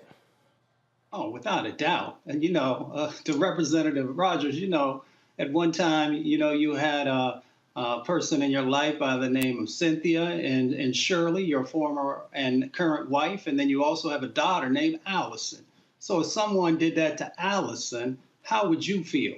What kind of repercussions do you think that individual would have needed to receive if they'd done something like that? So we understand the dynamics that are going on. They don't see us quite as full humans. They don't see us and they don't respect us, no matter what our titles are, no matter how many letters we have after our name. These folks continue to see us the same way that their grandparents and their great-grandparents did. The difference is we are no longer silent, and we will no longer allow you to punk us.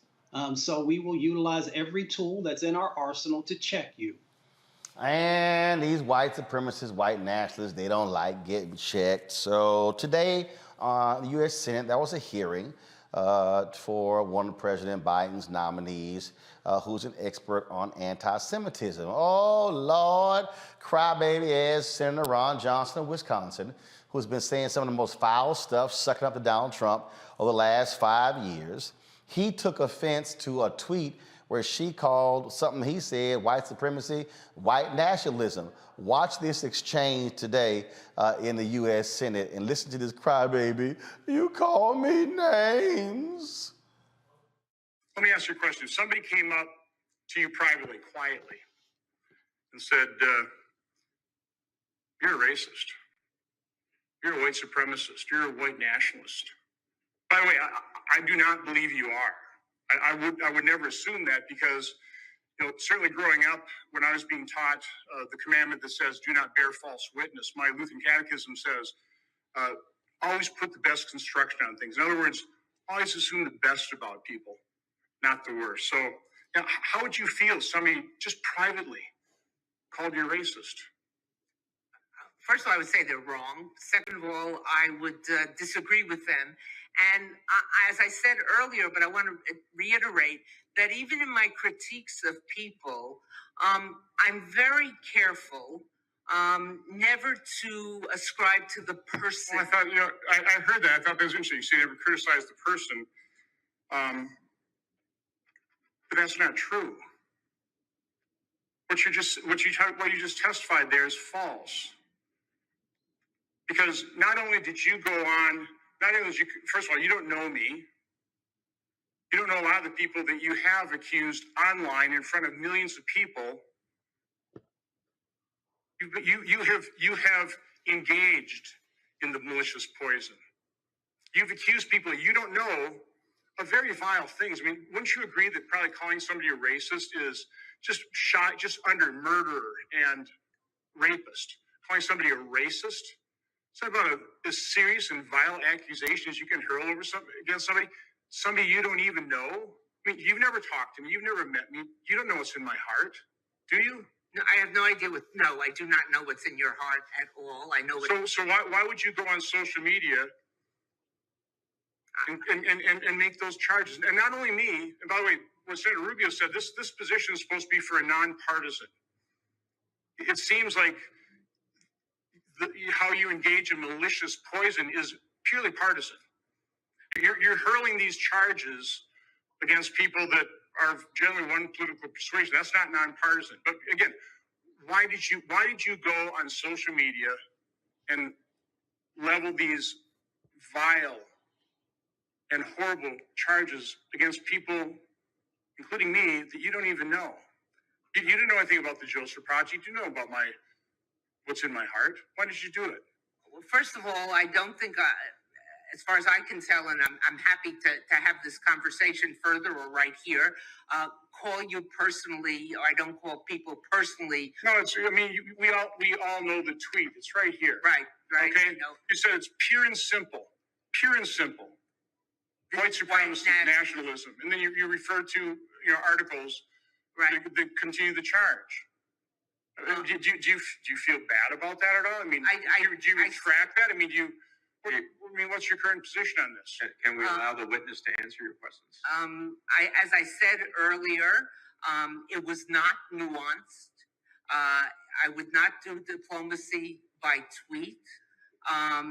While I may disagree with what you said specifically, and I think that's a legitimate difference, I certainly did not mean it, and I'm sorry if it was taken, and I'm sorry if I made it in a way that it could be assumed to be a political at the person personally. Well, listen, I appreciate your apology, and I'll accept your apology. It's more than, for example, what the chairman of this committee has done, and other members who've also, callously and cavalierly hurled those same charges that I would consider our malicious poison to our body politic today. But again, appreciate the apology, but I think somebody that has had a 30-year professional career ought to know better. And when you're being nominated and considered for confirmation to position of diplomacy representing the United States, I certainly cannot support your nomination. I hope my other colleagues won't either. You're just simply not qualified for it. But I wish you the best in life, and I do accept your apology. You know what? We had to deal with 4 years. No. Let me take that back.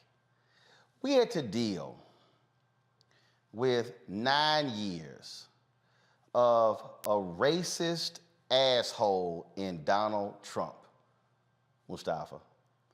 We had to deal with this man attacking black women, trashing people on Twitter until they ban his punk ass. And you got all these old weak-ass Republicans, oh my goodness, you said mean stuff about me on Twitter.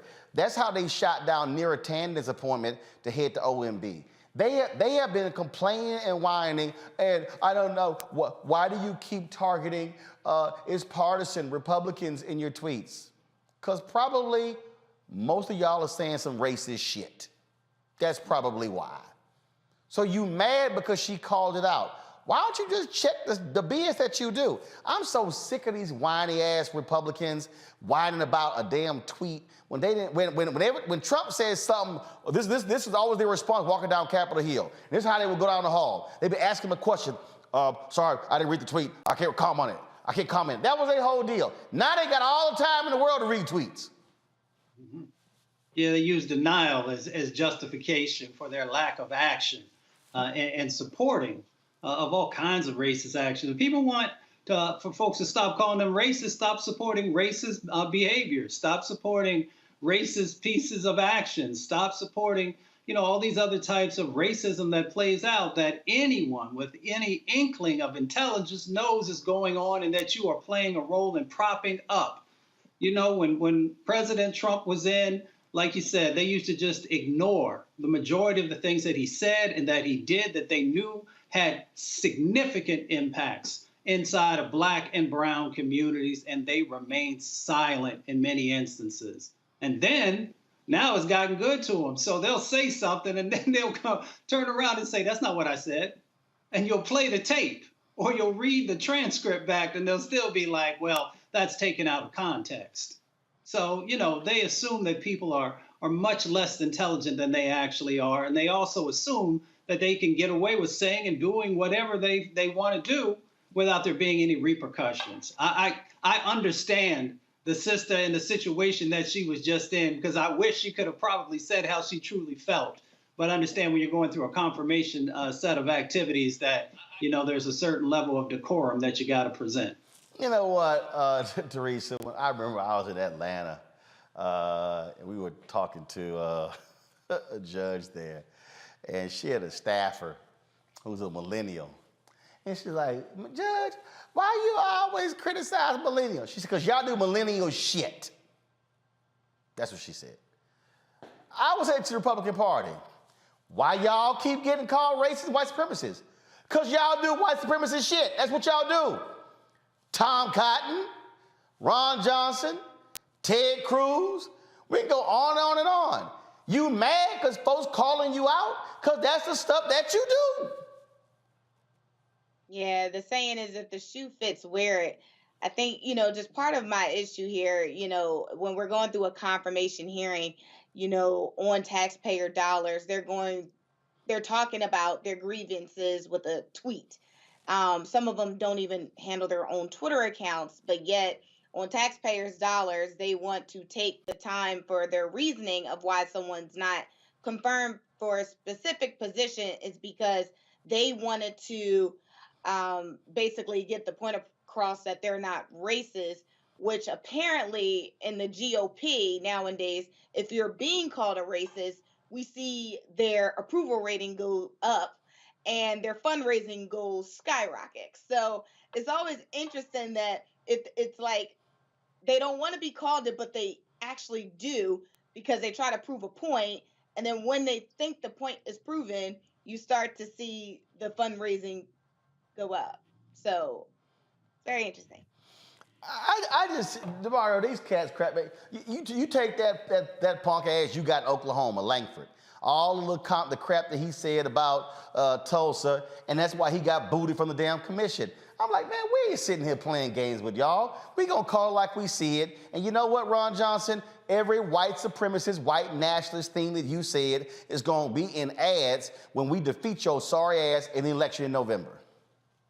Yeah, I co-sign everything you say right there, Roland. But I tell you, this is a great example when I say the Democrats be too weak. I'm embarrassed for the nominee who capitulated her rightful statements about Ron Johnson being the white supremacist and white nationalist that he is. She capitulated, apologized to him, and then he still said, but I'm not going to support you. You're not qualified. This is a great example of why are we trying to appease the other side when they are not, they are completely not ever going to do anything to help us out. But DeMario, she could at least continue to say it.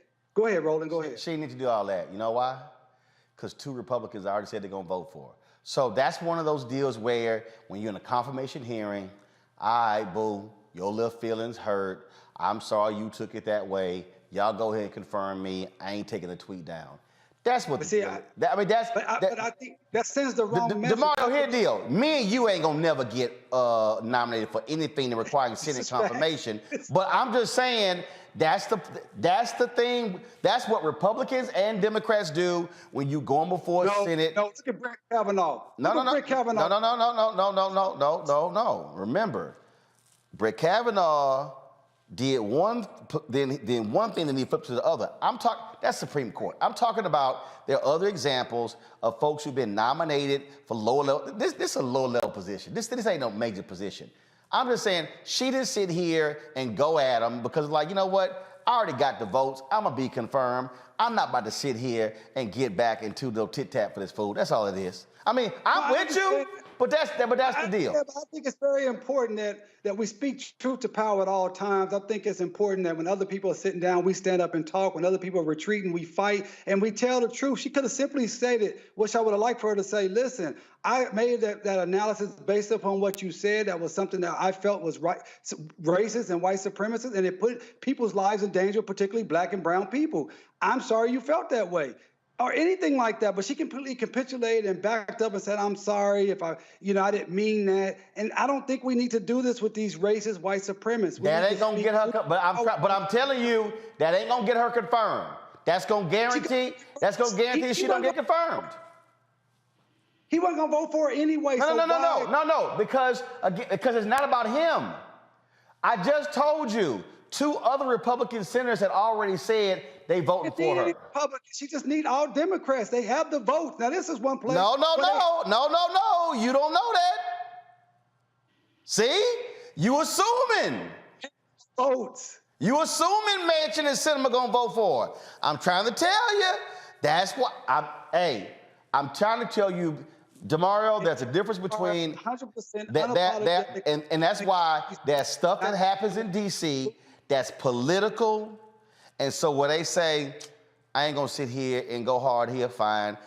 Okay, you little hurt feelings. I'm moving on. I said she had to go hard, Roland. Why did she have to apologize to this punk? No. Actually, if you actually heard it, she didn't apologize. What she said is, she said, I'm sorry you took it that way. But she didn't sit here and say, no, Senator, I'm sorry. I did not call you that. No, she didn't. But that's the confirmation game. It's one of those things where do you want to win the skirmish? Do you want to win the battle, or do you want to win the war? Every fight ain't a war. Some stuff is a skirmish. I understand that, but we shouldn't be apologizing to white supremacists point blank, period. Here's the deal. You don't waste that much time on him because your whole focus is to take him out in November. And then guess what? It don't matter. See, that's my deal. My deal is he up for re-election. The thing is, take him out. That's the best revenge. That's the best revenge. All right, I gotta go to a break. Y'all, when we come back, we're gonna talk about, of course, we had an artist who's coming up, but also she a hooper. Why is she out here embarrassing people all on social media? Y'all might have seen some of these videos. We're gonna talk to her next right here. Roland Martin Unfiltered right here on the Black Star Network.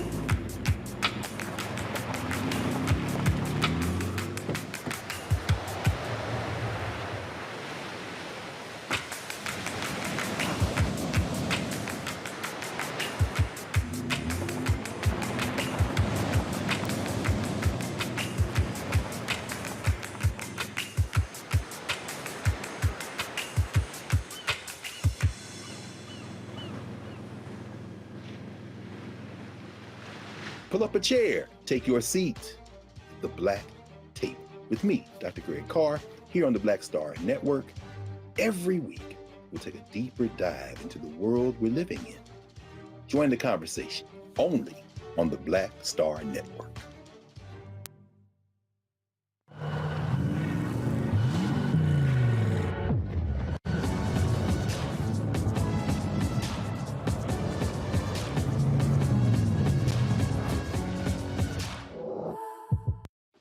My name is Charlie Wilson. Hi, I'm Sally Richardson Whitfield. And I'm DeAndre Whitfield. Hey everybody, this is your man Fred Hammond, and you're watching Roland Martin, my man, Unfiltered. You're not.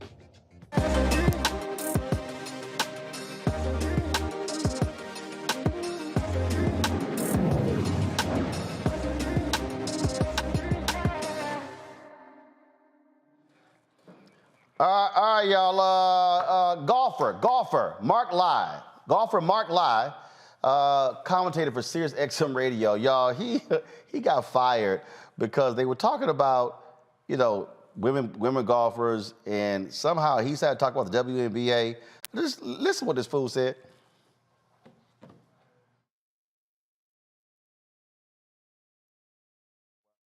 You're not getting. See here.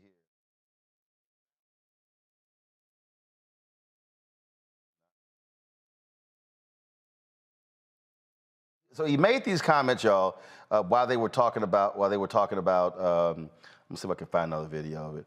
They were talking about, again, these various, and he said, look, man, if you had to make me watch the WNBA, Lord, I would shoot myself in the head. Well, that did not go over well with the folks at Sirius XM Radio. So Mark ended up getting fired for that, and a lot of people have talked about it. And so, of course, like the rest of these people, oh my God, this is cancel culture.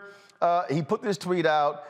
He said, the fact that the fact that I can't relate to WNBA does not make me sexist in any way. All you haters should listen to the whole segment where I completely glorify women's golf, which I love to cover. Thanks for listening. All right, but here's the deal, though. So you got guys out there who say women can't hoop. Well, what happens when dudes in the gym talk trash and think they better than a sister, and then she start roasting their ass? Yo, watch some of these videos. Watch this. Teams. This is what I did.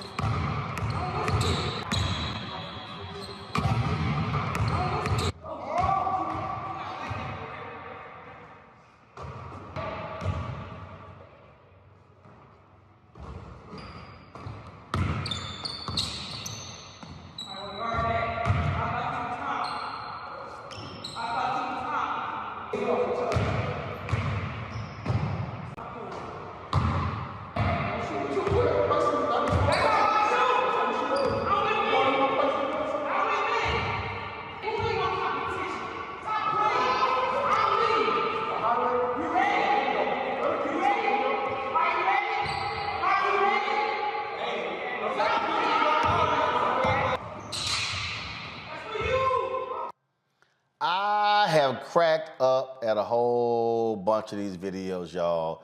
They are hilarious. Y'all got one more? Okay. Okay, play one more. He called me old, so I showed him old school.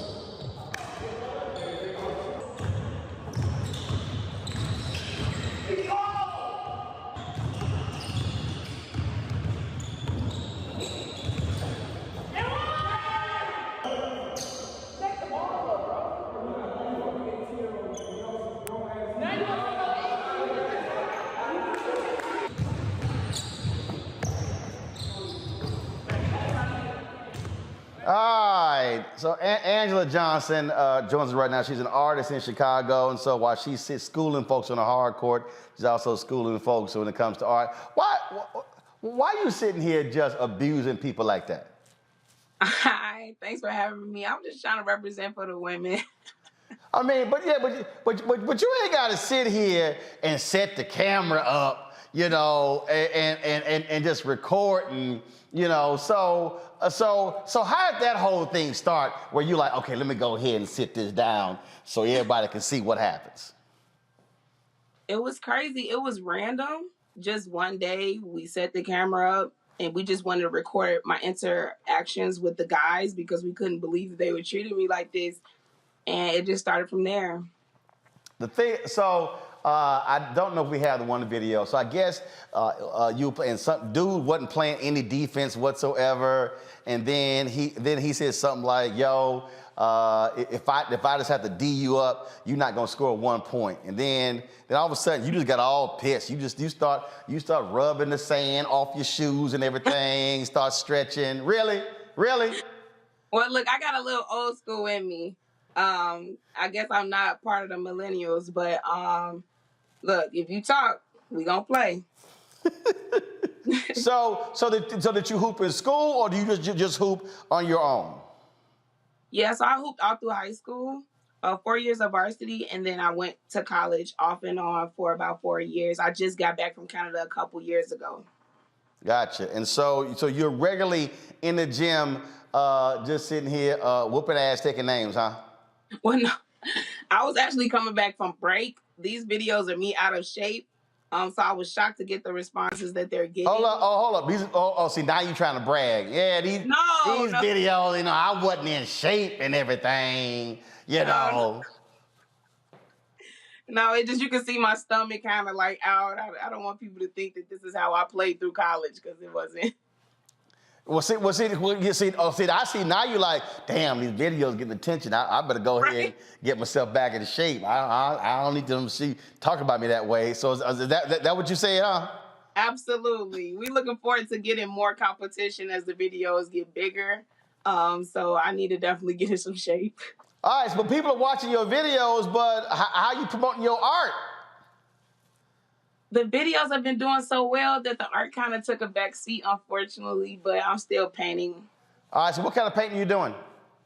I do a lot of kind of like abstract art. I try to get art that brings a vibe to a room that's unique. Oh, and that's the basketballs. Yeah. So all of these pieces that you actually painted on basketballs? Well, they're either painted on canvases or on basketballs. Okay. All right, got it. Now, how long have you been doing art? I've been doing art for a while. I just got back into it after college, but it's definitely therapy for me, so it's something I appreciate. I love art. Okay, all right then. Let's see here. I know DeMario, he can't hoop. So I'm gonna go ahead and he can look. You can look at DeMario and know he can't hoop. I'm gonna go ahead and start with him. DeMario, go ahead. Well, I'm glad you know, because I gotta get out of here, man. I'm impressed by the young lady. I hoop like a football player that I am. Like I said, you can't hoop. I would have been out there fouling you. I would have been out there pushing you down because you was just schooling those fools. And the little dude first he's talking about you too old. Then he gonna say, "Oh, you a grown woman out here and I'm on the AC." Right. It was amazing. So hey, where are you from? I'm from Chicago, Illinois, South Side. Okay, cool. Well, that's good. I played with sisters just like you that grew up playing with the guys who had no fear and learned how to talk that noise. You only learn that when you're on the court with the best players, period, men or females. And I can tell you got that game. So, hey, Roland's right. If I'm playing you, I'm going to have to give you the elbow. I'm sorry. Yes, sir. I'm going to have to give you the elbow. I'm old school, too. I'm going to have to give you the elbow. I understand. You could call a person injury lawyer like me to sue me, but I'm going to give you the elbow. I'm telling you right now. All right. Mustafa. Well, sister, thank you for opening up that can of whoop ass on folks who sometimes need to know what time it is. You know, it's interesting that we've made some strides in relationship to sports and people understanding how amazing female athletes are, and dealing with the misogyny that still exists that we saw. How's your journey been? And what tools do you use besides breaking them down on the court to make sure that people understand this is a new day? Well, it was very shocking, to be honest, to see that we still go through that to this day because, I wasn't in regular gym, so I didn't see how the guys felt about women basketball until I got in there, and then they don't pass you the ball, they don't pick you up, they don't even guard you. So I was like, well, this is an opportunity to bring some awareness to women's basketball and women's sports, period. Teresa. Yeah, well, I love it. One, so thank you for representing the women. I was literally sitting here looking at your website, and I can't get over the cartel name of it. So can you tell me a little bit about that? Because I do think names are a very important part of businesses and how we start to evolve them. So tell me a little bit about your website and some of the individuals that you decided to capture in some of your paintings. Okay, so the name of my website is AW Universe. Thanks for asking. It's basically a universe where I've created a lot of what I do, which is basketball, art, music, and comedy. It's a lot, so I made a universe of it. And a lot of my art, it started within the pro-Black, and then it just evolved into a lot of like joyful but happy scenes, and just want to bring some type of joy in a room with the canvases. So yeah. All right, so what is, take us to your website. In terms of, if folks want to check it out, what's the name of it? And can they get your stuff there?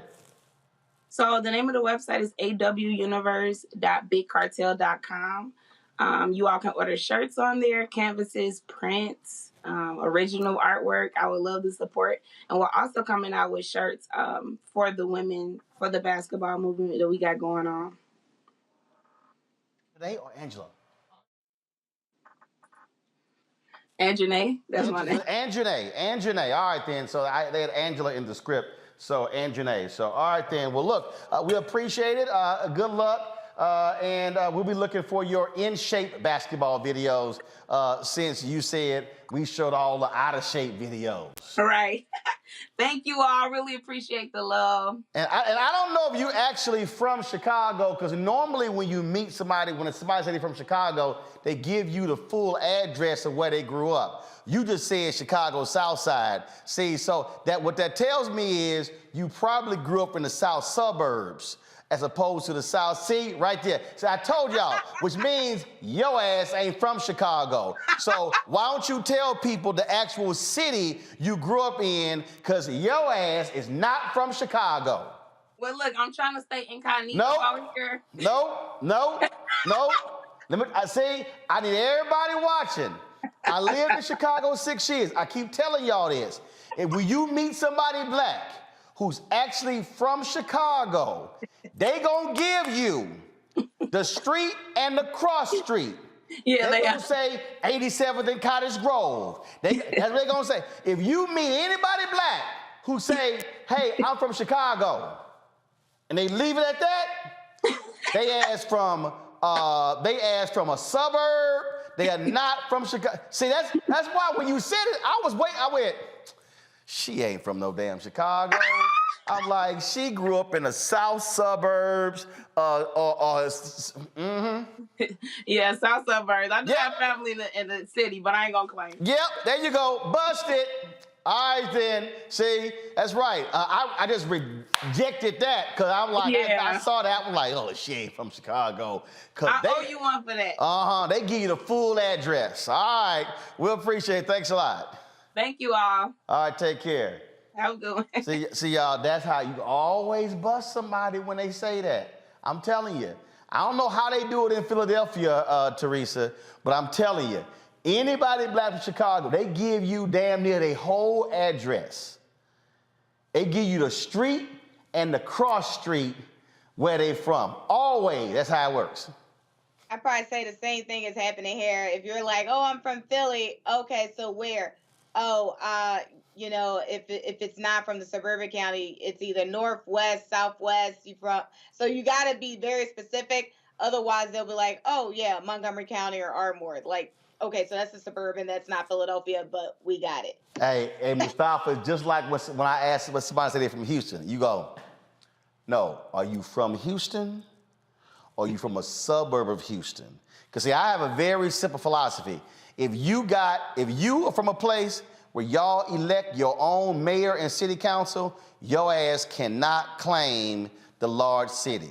No. So they do the same thing. Oh yeah, I'm Chicago. No, you can't. No, you from that little bitty ass town. You from Harvey. You from Olympia Fields. You are not from Chicago. I bust them all the time. Same thing from Houston. Like, yeah, I'm from Houston. No, where you grew up? Spring? Your ass from Spring. It's called Spring, Texas. You are not from Houston. Oh, Katie? That is not Houston. So I bust them all the time.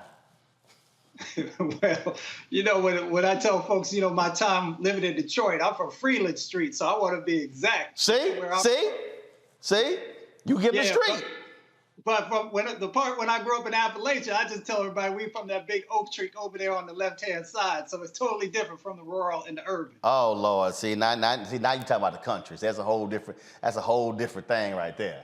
All right, that is it for us. Hey, folks, let me shout out to the folks at Grambling. I missed yesterday's show because I spoke at Grambling. Yeah, you know they gave me some swag. President Rick Gallo, he a Kappa, but it's all good. It's all good. You know, because again, without Alpha, they known as Kappa Psi. So, I had a good time down there with Grambling. I appreciate the swag they gave me, so that's why I'm rocking the sweater. This is perfect because it was cold as hell here in D.C. It was gorgeous today in the daytime, 50 degrees. When that sun dropped, that temp dropped. So I'm real warm in the zip up right here that Grambling hooked me up. Don't forget, y'all, we have a partnership with McDonald's and Alpha Phi Alpha Fraternity Incorporated, the only real fraternity. Mustafa is a member. I'm a member. DeMario, he belonged to the one of them other youth groups. And so this is in celebration of the 115th anniversary of Alpha and our 7 founders. We're partnering with McDonald's, giving away 7 $15,000 scholarships for juniors and seniors. That's what we're giving away. So we're sitting here, $15,000. Go to tmcf.org. Brittany, put your phone down in the control room. Pay attention to the damn show. Okay, put your phone down. Let me go ahead. We'll come back to the scholarship. See, I told y'all, pay attention in the control room. Okay? Pay attention to the show. Put the phone down. You over there text messaging and on social media. The only thing, no, you are not on GroupMe. You're lying. I can see. It's a big glass window. I can see. See, y'all need to see if Henry turned one of them cameras around. So y'all gotta understand. You got these. See, she doing millennial shit right now. That's what she doing. Millennial shit. Where you trying to sit here and do the show, and my niece laughing because she do millennial shit. Where you sitting here trying to work and they be on a damn phone the whole time you trying to work. That's why like, when the control room be messing up, because they on their phone, they missing stuff, okay? So when they ain't playing something right, because they on their damn phone, okay? So luckily now we got this big old glass window right here where I can literally see inside the control room. I can see everybody while I'm on this side of the studio. And see, guess what? Their backs to me, so they can't lie when they got their phone. Her problem is, again, when you a millennial, she holding her shit up, leaning all back in the chair. I can literally see her whole damn conversation. If she was smart like us, Mustafa, those of us who were in Gen X, we knew how to cheat with it in our lap. We knew, because if you sit right here, it's contained right here. Nobody in the back can see you or nothing. But see, she don't know that. But that's what happened. So, your ass got busted. So, yeah, put the damn phone down. Thank you. Let me get back to talking about this scholarship. Go to tmcf.org to apply. All the rules are on the website. Y'all can check it out and apply for the scholarship. The deadline is February 28th. February 28th, and that's how we do it. That's right. This is the blackest show on TV, on digital, because we keep it real all of the time. So that's it for me and my millennial shit staffers. Thank you so much. Appreciate the panel, Mustafa, Teresa, as well as DeMario for being with us, folks. I had a good time today. We're going to see you guys tomorrow. Yo, Carol, don't have the mayor of Inglewood tomorrow?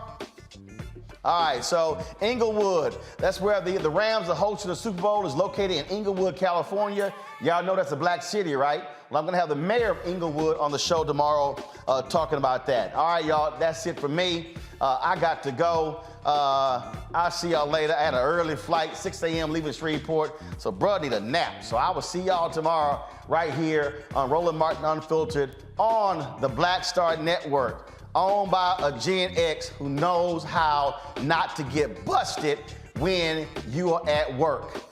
Brittany, holla!